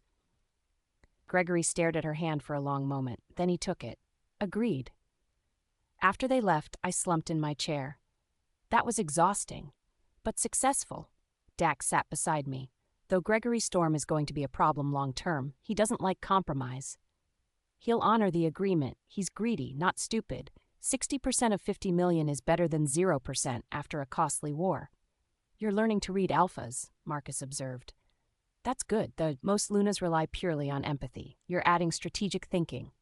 I learned from the best. I looked at Dax. Your negotiation tactics plus Luna diplomacy, that's my approach. Good combination. Dax helped me up. Now you're going home to rest. Doctor's orders. Sunday, quiet day. For the first time in weeks, nothing was scheduled. No mediations, no meetings, no crises requiring immediate attention. Dax and I spent the day in Eleanor's garden, enjoying late autumn sunshine. I worked on thank you notes to supporters. He read business reports. We existed in comfortable silence. This is nice, I said, setting down my pen. Boring, but nice. You need boring. Your life has been chaos for 5 months straight. He set aside his tablet. How's the baby? Active. He kicked me 3 times during breakfast. I placed his hand on my stomach. Feel that? A strong kick right where Dax's palm rested. His expression softened. He's strong, takes after his mother. Or his stubborn alpha father. I leaned against Dax's shoulder. Do you think we're ready for parenthood? We barely know each other. We're still figuring out this whole fake mating turned real thing, and now we're bringing a baby into it? We'll figure it out, like we figure out everything else, one day at a time. He kissed my hair. But, Remy, this isn't fake anymore. Hasn't been for months. You know that, right? I know. It just feels surreal. 6 months ago, I was unemployed and rejected. Now I'm Luna, prophesied leader, soon-to-be mother. It's a lot. It is. But you're handling it better than you think. He shifted so we were face to face. I'm proud of you for surviving the council, for helping Pax, for being strong even when you're scared. I'm always scared. So am I. That's what makes the bravery real. He touched my face. I love you, Remy. Not the prophecy, not the Luna power. You, the woman who called me a serial killer and still came home with me. The woman who stands up to hostile alphas while pregnant. The woman who stress eats cookies while planning world peace. I laughed. World peace is a bit ambitious. Regional peace, then. Still impressive. He kissed me gently. Point is, I love you. And I'm not going anywhere. Promise? Promise. We sat there until sunset, watching the sky turn orange and gold. Tomorrow would bring more challenges, more mediations, more political maneuvering, more threats from conservative alphas who couldn't accept change. But today, we had this. Peace, love, the baby kicking between us, reminding us why we fought so hard. And that was enough. The second priority mediation was scheduled for Wednesday, but Monday brought an unexpected visitor that changed everything. I was in Eleanor's library, reviewing case files, when Margaret knocked on the door. Remy, there's someone here to see you. She says it's urgent and personal. Margaret looked uncertain.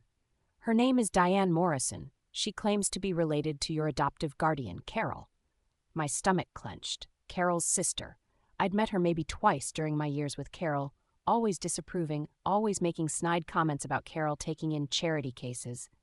Does she say what she wants? No, but she seems agitated. Maybe scared? Margaret hesitated. Should I send her away? No, I'll see her. I closed my laptop, but stay close, just in case. Diane Morrison looked older than I remembered, mid-50s, gray streaking her brown hair, dressed in worn jeans and a faded jacket, not the put-together woman I vaguely recalled. Luna Remy, she said, her voice shaking slightly. Thank you for seeing me. I know we're not close, but I didn't know who else to turn to. Sit, please. I gestured to the chair across from me. What's wrong? It's about Carol, and about you, about what really happened 22 years ago. Diane twisted her hands together. I should have come forward sooner, but I was scared. But after seeing the council proceedings online, hearing about the prophecy and your real identity, I can't stay silent anymore. My heart raced. What do you know? Carol didn't just take money to hide you, she was coerced. Diane pulled out an old envelope yellowed with age. These are letters between Carol and the people who paid her. I found them after she passed last year. Carol's dead? I felt a pang despite everything. She'd betrayed me, sided with Flynn, but she'd also been my guardian for 8 years. Heart attack. Sudden. Diane's voice was heavy. The official story anyway. But after reading these letters, I wonder if it was really natural causes. She handed me the envelope. Inside were 3 letters, handwritten, dated from 16 to 23 years ago. The first was from someone named Elizabeth Cross. Carol, we need someone trustworthy to care for a child. She's special, powerful, and there are people who want to hurt her. We can pay you well. $50,000 up front, their monthly stipends for expenses. All we ask is that you keep her identity secret. Tell no one where she came from. Let her live a normal life, hidden from those who would exploit her gifts. The second letter, dated 8 years later. Carol, you've done well keeping Remy safe, but she's growing stronger. Her powers are beginning to manifest. Soon people will notice. When they do, we need you to distance yourself. Make her think you don't care, that she's not important. It's the only way to keep her truly hidden. Those seeking her are getting closer. If they find her, if they realize who she is, they'll either use her or destroy her. Make her invisible, make her forgettable. It's the kindest thing you can do. The third letter was dated 2 years ago. Carol, Remy's been found. The Moonhaven family knows she's alive and are searching. You did your job well. She survived to adulthood, hidden and safe. But now we need you to do one final thing. When her true identity is revealed, when she learns who she really is, distance yourself completely. Side with those who reject her. Make her feel alone, abandoned. It will strengthen her, prepare her for what's coming. Trust us. This is for her own good. I read the letters 3 times, my hands shaking. Carol, she was protecting me all this time? According to these letters, yes. The coldness, the distance, siding with Flynn during the rejection, it was all planned. To keep you hidden, then to toughen you up once you were found. Diane wiped her eyes. My sister wasn't a saint, but she wasn't a villain either. She was scared and trying to do what she thought was right. Who is Elizabeth Cross? I asked. The one who wrote these? I don't know. Carol never mentioned her, but there's more. Diane pulled out another envelope. This arrived at Carol's house 3 weeks before she died. She never opened it. I found it in her desk after. I opened the envelope with trembling fingers. Inside was a single typed page. Carol, your services are no longer required. Remy has been found by the Moonhavens and is well protected. Thank you for keeping her safe during the vulnerable years. The payment you received was adequate compensation. Do not contact her. Do not explain. Let her hate you. It's safer that way. Consider this matter closed. Any attempt to reveal the truth will result in consequences. For your safety and hers, remain silent. She died 3 weeks later, Diane said quietly. Officially a heart attack, but Carol was healthy, active, no history of heart problems. You think she was killed to keep her quiet? I don't know, but the timing. Diane looked at me. I debated bringing this to you. If these people could kill Carol for knowing too much, what would they do to me? But then I saw you at the council, saw how you handled those alphas who tried to destroy you. And I thought, she deserves to know the truth, even if it puts me at risk. Thank you. I clutched the letters. You're very brave coming forward. Or very stupid. Diane stood. Be careful, Luna Remy. Whoever protected you all those years is clearly powerful and willing to kill to keep secrets. Now that you're famous, publicly tied to the prophecy, you're an even bigger target. After she left, I sat staring at the letters, my mind reeling. Carol had been protecting me, and all the coldness, the rejection, the pain, it had been orchestrated to keep me safe, to make me forgettable, invisible, until I was strong enough to face my destiny. And someone, Elizabeth Cross or whoever she really was, had murdered Carol to ensure silence. Dax, I called. He appeared within seconds, clearly having been hovering nearby. What's wrong? You're pale. I handed him the letters. Read these. He read in silence, his expression darkening with each page. Who is Elizabeth Cross? I don't know, but whoever she is, she's been manipulating my life for 22 years, and she might have killed Carol to keep these secrets. We need to find her. Dax pulled out his phone. Silas. Emergency. I'm sending photos of letters. I need you to trace the author. Name is Elizabeth Cross. Possibly fake. Also, investigate the death of Carol Morrison 1 year ago. Heart attack, but we suspect murder. While Dax coordinated with Silas, I kept reading the letters, looking for clues. Those seeking her are getting closer. When they find her, they'll either use her or destroy her. Whoever protected you is clearly powerful and willing to kill. Someone's been protecting me, I said slowly. But from who?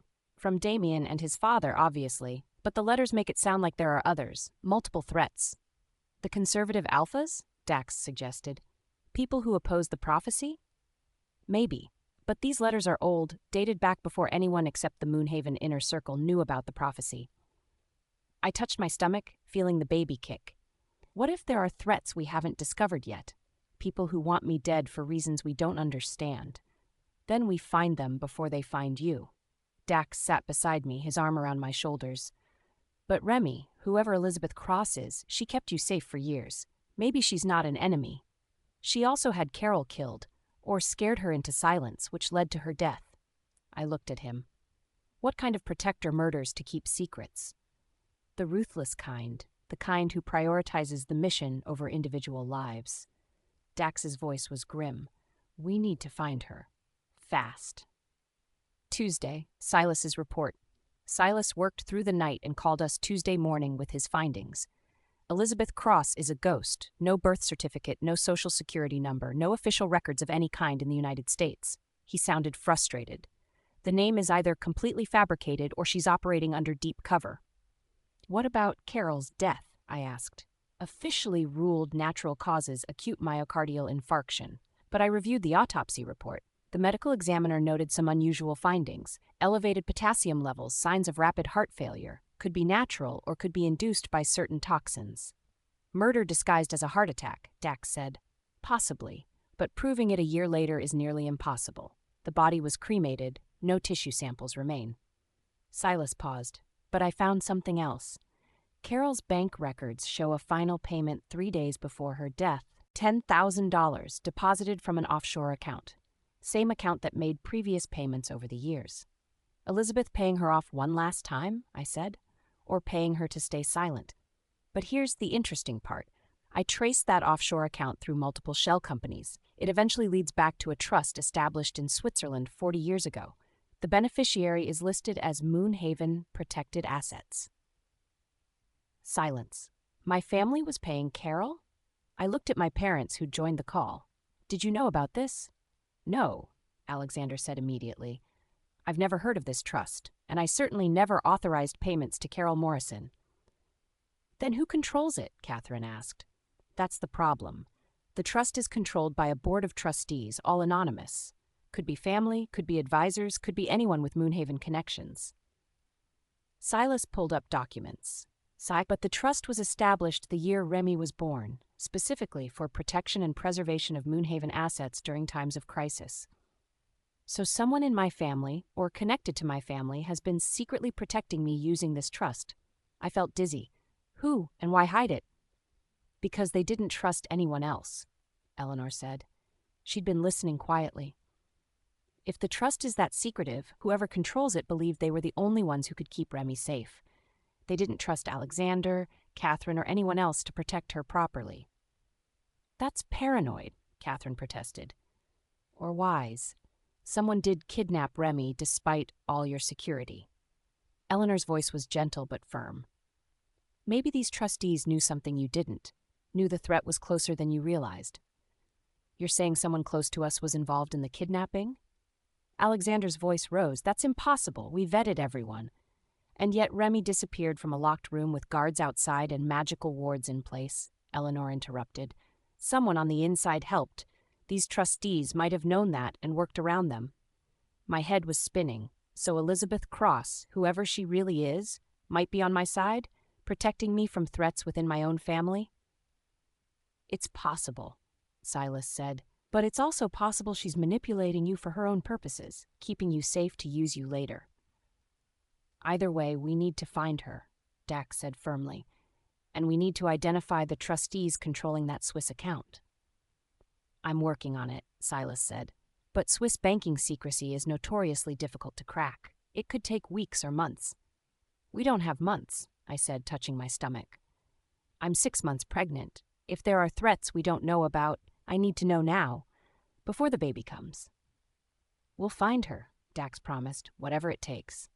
But as the call ended, I couldn't shake the feeling that Elizabeth Cross didn't want to be found, that she was watching from shadows, manipulating events, keeping secrets that could destroy everything. And I had no idea if she was friend or foe. Wednesday, second mediation. Despite the revelations about Elizabeth Cross, I still had responsibilities. The Ironwood and Silverstream packs were on the verge of war over fishing rights, and I'd committed to mediating. Are you sure you're up for this? Dax asked as we drove to the conference center, after yesterday's revelations. I'm sure. I can't let conspiracy theories distract me from helping packs who need it. I reviewed my notes. Besides, focusing on something concrete helps, better than spiraling about mysterious protectors and Swiss bank accounts. The mediation was surprisingly straightforward. Both packs agreed to seasonal fishing schedules, alternating access to the disputed waters. No dramatic confrontations, no power plays, just practical wolves finding practical solutions. That was almost boring, I said afterward. Boring is good. Boring means it worked. Dax helped me to the car. 2 down, 1 priority mediation to go. Then you can rest until after the baby comes. And spend that rest time obsessing about Elizabeth Cross. Or you could actually rest. Crazy idea, I know. Despite his teasing, I knew he was worried. We both were. Someone had been manipulating my life for 22 years. Someone powerful enough to hide from Silas's investigation. Someone who might still be watching. And we had no idea what they wanted or what they'd do next. The third priority mediation was scheduled for the following Monday. The Redwood and Ashwood packs, whose century-old blood feud had resulted in 15 deaths over 3 generations. This is the hard one, Marcus warned during our prep session Friday. These packs don't just dislike each other, they hate each other. Deep, generational hatred based on a betrayal so old no one remembers the original details. So what am I mediating? A grudge no one can explain? Essentially. Marcus pulled up the case file. The official story is that an Ashwood wolf killed a Redwood Luna 100 years ago, but there's no documentation, no witnesses, just passed down hatred. Both packs have been raised to despise each other. How do you resolve hatred that has no rational basis? I asked. You don't. You give them a new narrative. Eleanor had joined the session. Right now, their identity is built on being victims or heroes in this ancient conflict. You need to offer them a better story, one where they're wise enough to move past old grievances. Make ending the feud more appealing than continuing it, Dax added. Appeal to pride. What's more impressive, nursing a century-old grudge or being the generation that finally achieved peace? I spent the weekend preparing, researching both packs, looking for common ground. By Sunday night, I had a strategy, but I also had growing anxiety about the mysterious Elizabeth Cross and what her letters meant. You're distracted, Dax observed as we lay in bed Sunday night. I can't stop thinking about Carol, about how I hated her for siding with Flynn, for making me feel worthless, and all along she was protecting me. My voice cracked. She died thinking I hated her, never knowing I'd understand. She knew.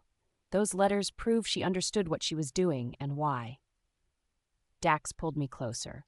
She protected you the only way she could. That's love, even if it didn't look like it. What if Elizabeth Cross is the same? What if everything she's done, the secrecy, the manipulation, maybe even Carol's death, is her version of protection? Then she's a monster with good intentions, which doesn't make her any less dangerous. Dax's voice was firm. Good intentions don't justify murder, Remy. If Elizabeth killed Carol to keep secrets, she's a threat. But what if Carol's death really was natural? What if we're seeing conspiracy where there's just coincidence? Then Silas's investigation will prove that. But until we know for sure, we treat Elizabeth as a potential threat. He kissed my forehead. Now sleep. Tomorrow's mediation will require all your focus. Monday, 10 a.m., Redwood and Ashwood mediation. The conference room was tense before anyone even spoke. Redwood Pax Alpha, James Redwood, sat on one side with his Luna, Marie, and their beta Thomas. Ashwood Pax Alpha, William Ashwood, sat opposite with his Luna, Diana, and beta Sarah. They wouldn't look at each other, wouldn't acknowledge each other's presence. The hatred was palpable. "Thank you all for coming," I began. "I know this is difficult." "This is pointless," James interrupted. "We're only here because our regional council insisted. But there's no mediating this. Ashwood wolves are murderers. That's not negotiable. And Redwood wolves are self-righteous liars who've made us villains for a century based on zero evidence," William shot back. "My great-great-grandmother was murdered. Allegedly murdered. No one actually knows what happened. Stop." I projected calm through the room, dampening the instant rage. "I've read the case file. You're right. No one knows what happened 100 years ago. There are stories, rumors, accusations, but no facts, no proof, just generations of hatred based on something no living wolf witnessed." "That doesn't make it less real," Marie said quietly. 15 wolves have died in this feud. That's not ancient history. That's our reality." "You're absolutely right, and I'm not dismissing those deaths or the pain they caused." I stood, moving around the table. "But I want you to consider something. Every one of those 15 deaths happened because both packs believe the other side is evil, irredeemable, worthy only of hatred." I stopped between both groups. What if you're wrong? What if the Ashwood wolves aren't monsters? What if the Redwood wolves aren't liars? What if you're just two packs trapped in a cycle of violence started by an event no one truly remembers? "We remember enough," James said stubbornly. "Do you? Or do you remember stories? Stories passed down, embellished, made more dramatic with each telling?" I pulled up historical records Silas had found. I had someone research the original incident. The alleged murder of the Redwood Luna. There are 3 different versions of the story in historical records. In one, she was murdered deliberately. In another, she died in an accident involving an Ashwood wolf. In the third, she died of illness and Ashwood was blamed unfairly. "Which one is true?" Diana asked. "I don't know. Probably no one does. It was 100 years ago." I looked around the table. "But here's what I know for certain. 15 wolves have died since then. 15 families destroyed. Generations raised in hatred. For what? A story that might not even be accurate? So we're supposed to just forget?" William's voice was sharp. "Pretend the deaths don't matter?" "No. You're supposed to honor them by being smarter, by refusing to let one more wolf die in this pointless cycle." I returned to my seat. "You can't change the past, but you can choose the future. And right now, you're choosing to repeat the same pattern that's destroyed your packs for a century." Silence. "What would peace even look like?" Thomas asked finally. "We've been enemies my entire life. I don't know how to not hate Ashwood. It starts small, with one agreement, one act of good faith." I pulled out the proposal I'd drafted. "I'm suggesting a 5-year peace treaty. No violence, no sabotage, no retaliation. You don't have to like each other. You don't have to be friends. You just have to stop killing each other." "And if they break the treaty?" Sarah asked. "Then you bring it to mediation. Not violence. Mediation. Neutral third party investigates, determines fault, imposes consequences." I looked at both alphas. But here's the thing. This only works if you both commit. If you both decide your packs deserve better than endless war. Marie and Diana exchanged glances. Some kind of silent communication between Lunas. "I'm tired," Marie said quietly. "Tired of mourning pack members. Tired of teaching my children to hate. Tired of this consuming our pack's identity." She looked at James. "We deserve better. So do we," Diana agreed, looking at William. "This feud has defined us for generations. What if we could be defined by something else, something better?" The alphas looked uncomfortable. Generations of hatred warred with the growing realization that their Lunas were right. 5 years, James said finally. Trial period. We try peace. If it works, we continue. If it doesn't, we've lost nothing but time. Agreed, William said. 5 years, starting now. It wasn't enthusiastic. It wasn't complete resolution. But it was a start. After they left, separately, still unable to share space comfortably, I collapsed in my chair. 3 for 3, Dax said, pulling me close. You're making this look easy. It's not easy. That mediation was brutal. I rubbed my face. But they agreed. That's what matters. And now you rest. No more mediations until after the baby comes. His voice was firm. Doctor's orders, my orders, and your own common sense. What about the cases my Luna network can't handle? They wait, or they find other mediators. You're not the only Luna in the world, even if you're the best. He helped me to my feet. Come on, Eleanor's making lunch and your parents want to hear about the mediation. Monday, 3 p.m., Eleanor's estate. We'd just finished lunch when Silas called with urgent news. I found Elizabeth Cross, he said without preamble. Or rather, she found me. She sent a message through an encrypted channel requesting a meeting with Remy today. My heart raced. She wants to meet me? Why? She says it's time Remy knew the truth about the prophecy, about who's really been protecting her, and about threats we haven't discovered yet. Silas paused. She's also offering proof she didn't kill Carol. Medical records, toxicology reports, evidence that the heart attack was natural. It's a trap, Dax said immediately. Possibly. But she's suggested meeting in a very public location, the Botanical Gardens downtown. Daylight, crowds, lots of witnesses. Not ideal for an ambush. What if she has backup? What if this is a kidnapping attempt? Catherine protested. Then we have our own backup, security team, surveillance, emergency protocols. Silas's voice was calm. But I think she's genuine. After 22 years of protecting Remy from the shadows, maybe she's decided it's time to step into the light. Or she's trying to manipulate you into trusting her, Alexander countered. This woman has been orchestrating your life since birth. That's not protection, that's control. I looked at Dax. What do you think? I think it's risky, but I also think we need answers, and if she's willing to meet publicly, with witnesses, it's less dangerous than her staying hidden. He took my hand, but I'm going with you, non-negotiable. I expected nothing less. Monday, 5 p.m., Botanical Gardens. The gardens were beautiful in early December, winter plants blooming, pathways lit with soft lights, couples and families strolling despite the chill. Elizabeth had chosen a bench near the rose garden, visible from multiple angles.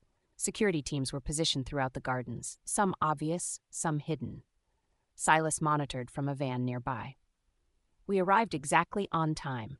A woman sat on the designated bench, older, perhaps 70, with silver hair and kind eyes. She wore a simple coat and held a book. She looked like someone's grandmother, not a shadowy manipulator. Luna Remy, she said, standing as we approached. Thank you for meeting me, and Alpha Wolfe, I'm glad you're here too. Remy should have her mate present for this conversation. Are you Elizabeth Cross? I asked. I am, or rather, that's one name I've used. My real name is Eleanor Moonhaven. She smiled at my shocked expression. Alexander's aunt, your great-aunt. I'm the one who's been protecting you since birth. I stared at the woman claiming to be my great-aunt. Alexander's aunt? But my father never mentioned, because he doesn't know I exist, not really. Eleanor Moonhaven, not Cross, gestured to the bench. Please sit. This will take time to explain. Dax's hand tightened on mine, protective. If you're family, why hide? Why all the secrecy? Because I saw what was coming, what the prophecy would bring. Eleanor's eyes were sad. May I start at the beginning? It will make more sense. I sat Dax beside me, every muscle tense. Talk. I'm Alexander's father's sister. I was Luna of the Moonhaven Pack 50 years ago before I stepped down to let my brother lead. Eleanor folded her hands. I was also the Pack's primary seer, not as powerful as Moira, but strong enough. And 24 years ago, I had the same vision she did.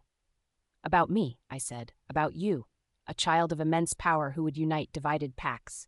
But I saw something Moira didn't, or perhaps chose not to share. I saw the cost. Eleanor's voice dropped. The prophecy isn't just about you bringing peace. It's about the violence that will come first. The wolves who will try to stop you. The blood that will be spilled before unity can be achieved. You saw people trying to kill me. I saw dozens of assassination attempts. Some from conservative alphas threatened by change. Some from rival packs wanting to prevent Moonhaven dominance. Some from within our own family, wolves who saw you as competition for power and inheritance. Eleanor looked at Alexander. Your brother Marcus was in those visions. So was Damien, but there were others. Wolves close to you, trusted by you, who would betray everything to stop the prophecy. So you faked your death and went underground, Dax said. Exactly. As Eleanor Moonhaven, I had no power to act without Alexander's knowledge. He would have investigated any unusual activity, questioned any secretive behavior, so I became Elizabeth Cross, a ghost who could operate without oversight. She pulled out documentation. I established the Swiss trust using money from my own accounts, set up protections for Remy before she was even born. But you couldn't stop the kidnapping, I said. No, that was my greatest failure. Pain crossed her face. I knew it was coming, my visions showed it, but I couldn't identify the traitor in time. By the time I realized it was Marcus, he'd already taken you. Why didn't you tell my parents where I was? Alexander's voice came from behind us. He'd arrived silently, Catherine with him. We searched for years. You could have ended our suffering, because bringing you back immediately would have gotten you killed. Eleanor stood to face her nephew. Marcus was desperate but not murderous. He hid you, kept you safe in his own twisted way. But the other threats, the conservative alphas, the rival packs, they wanted you dead. If you'd returned at age 2, 3, 4, someone would have succeeded in killing you. So you left me in hiding, I said. With Carol. I found Carol through Marcus's papers after he died. By then, you were 14, strong enough to defend yourself somewhat. I made contact, offered her money to continue protecting you. But I also gave her instructions. Keep you hidden, keep you ordinary, make sure no one noticed your power awakening. The coldness, I realized. You told her to distance herself, to make me feel worthless, to make you invisible, forgettable. So when your power inevitably surfaced, people would attribute it to typical teenage wolf development, not prophesied Luna abilities. Eleanor's voice was gentle. I'm sorry. I know it hurt, but it kept you alive. And Carol's death? Catherine asked. Was that you? Natural causes. I have the full autopsy report, the toxicology screens, everything. Eleanor handed over a folder. She died of a congenital heart defect no one knew she had. The timing was coincidental and unfortunate. I paid her one final time before her death as thanks for keeping Remy safe. That's all. Dax took the folder, scanning the documents. These look legitimate. Because they are. I'm many things, manipulative, secretive, perhaps too controlling, but I'm not a murderer. Eleanor looked at me. Everything I've done was to ensure you survived long enough to fulfill the prophecy, to reach adulthood with your power intact, your spirit unbroken, and the wisdom needed to unite packs. By making me suffer? I stood, anger rising. By ensuring I grew up alone, rejected, thinking I was worthless? That was your plan? That was necessity. Would you have preferred I let you die at age 4, 6, 10? Eleanor's voice was sharp. Every year you survived was a year the threats failed. Every hardship made you stronger, more resilient. Yes, it was cruel, but it worked. You're here, alive, powerful, ready to fulfill your destiny. Don't talk to me about destiny like it justifies everything. I was shouting now, Luna power crackling around me. You manipulated my entire life, made me think I had no family, no value, no future. You could have told me the truth at some point. When, at 16, when you were powerless and vulnerable? At 18, when conservative alphas would have found you immediately? At 20, when Flynn was systematically destroying your confidence? Eleanor stepped closer. I waited until you were strong, until you'd found Dax, claimed your Luna power, survived multiple attacks, until you were ready to hear this without breaking. You don't get to decide when I'm ready. Someone had to. Your parents couldn't protect you. The pack elders didn't believe me. The only way to keep you alive was to control every variable I could. Eleanor's voice cracked. I gave up my life, my identity, my family, spent 22 years in shadows ensuring you'd survive.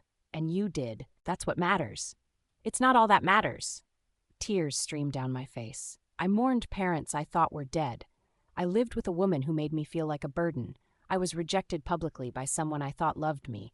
Every moment of that pain you could have prevented. No, I couldn't. Eleanor's voice was softer now. The pain was the point, Remy, not because I'm cruel, but because Lunas forged in hardship are stronger than those raised in privilege. You needed to learn survival, resilience, independence. You needed to become someone who could stand against hostile alphas and not break. Could I have made it easier? Maybe. But easier doesn't create the Luna the prophecy requires. She's right. Lorraine's voice came from the path. She'd been watching from a distance. I've trained dozens of Lunas, the ones raised in comfort who never faced real hardship. They crumble under pressure. The ones who survived trauma, who built themselves from nothing. They're unbreakable. She looked at me. You're unbreakable, Remy. That's why you survived the council challenge, why you can mediate blood feuds, why you'll unite packs that have been divided for centuries, because you know what it's like to be powerless and you refuse to let anyone else suffer that way. I wanted to argue, to insist the suffering wasn't necessary. But looking back at my life, every rejection, every hardship, every moment I'd felt worthless had built me into someone who could stand in front of hostile alphas and not flinch. I hate that you're right, I said finally. I hate that the pain had a purpose. I know. I hate it too.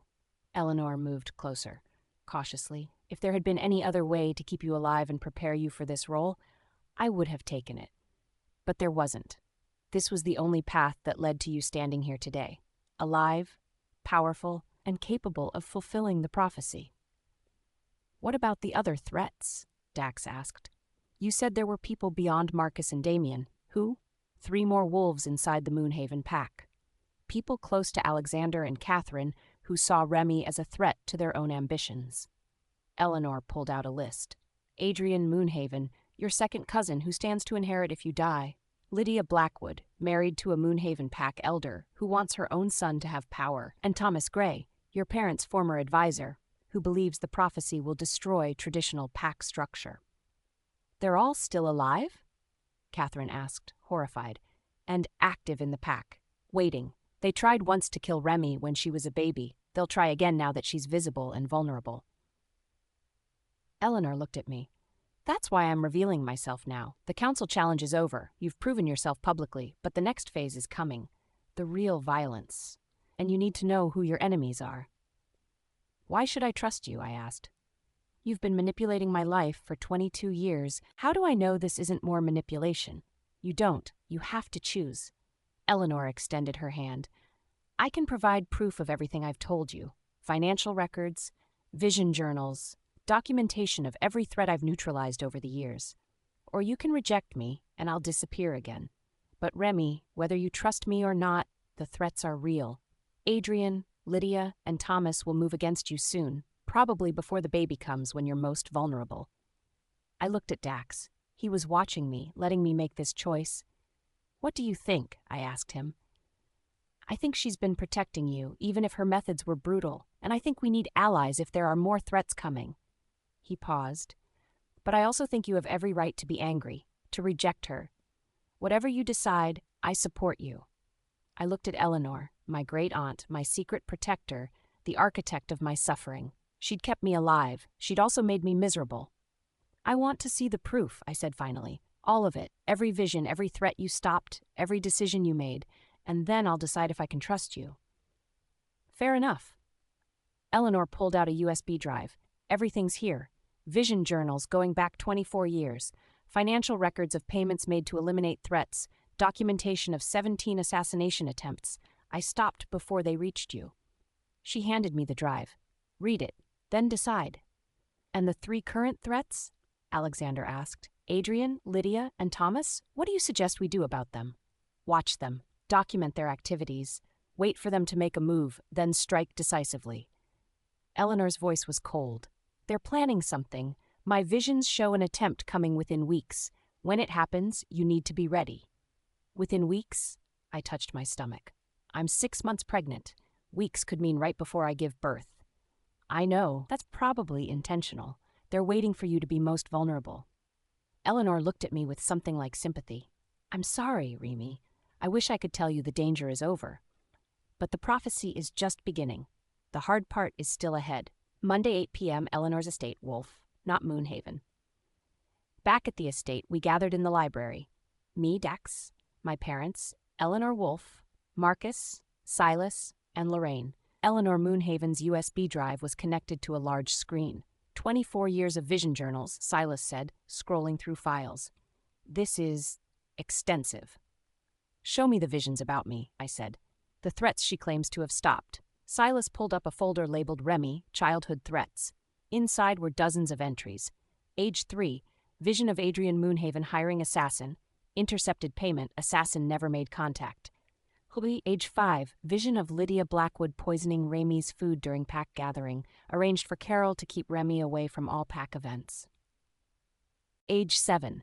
Vision of Thomas Gray attempting kidnapping during school trip. Ensured Carol never authorized school trips. On and on. 17 documented threats, each with supporting evidence, financial intercepts, prevented meetings, suspicious deaths of hired assassins.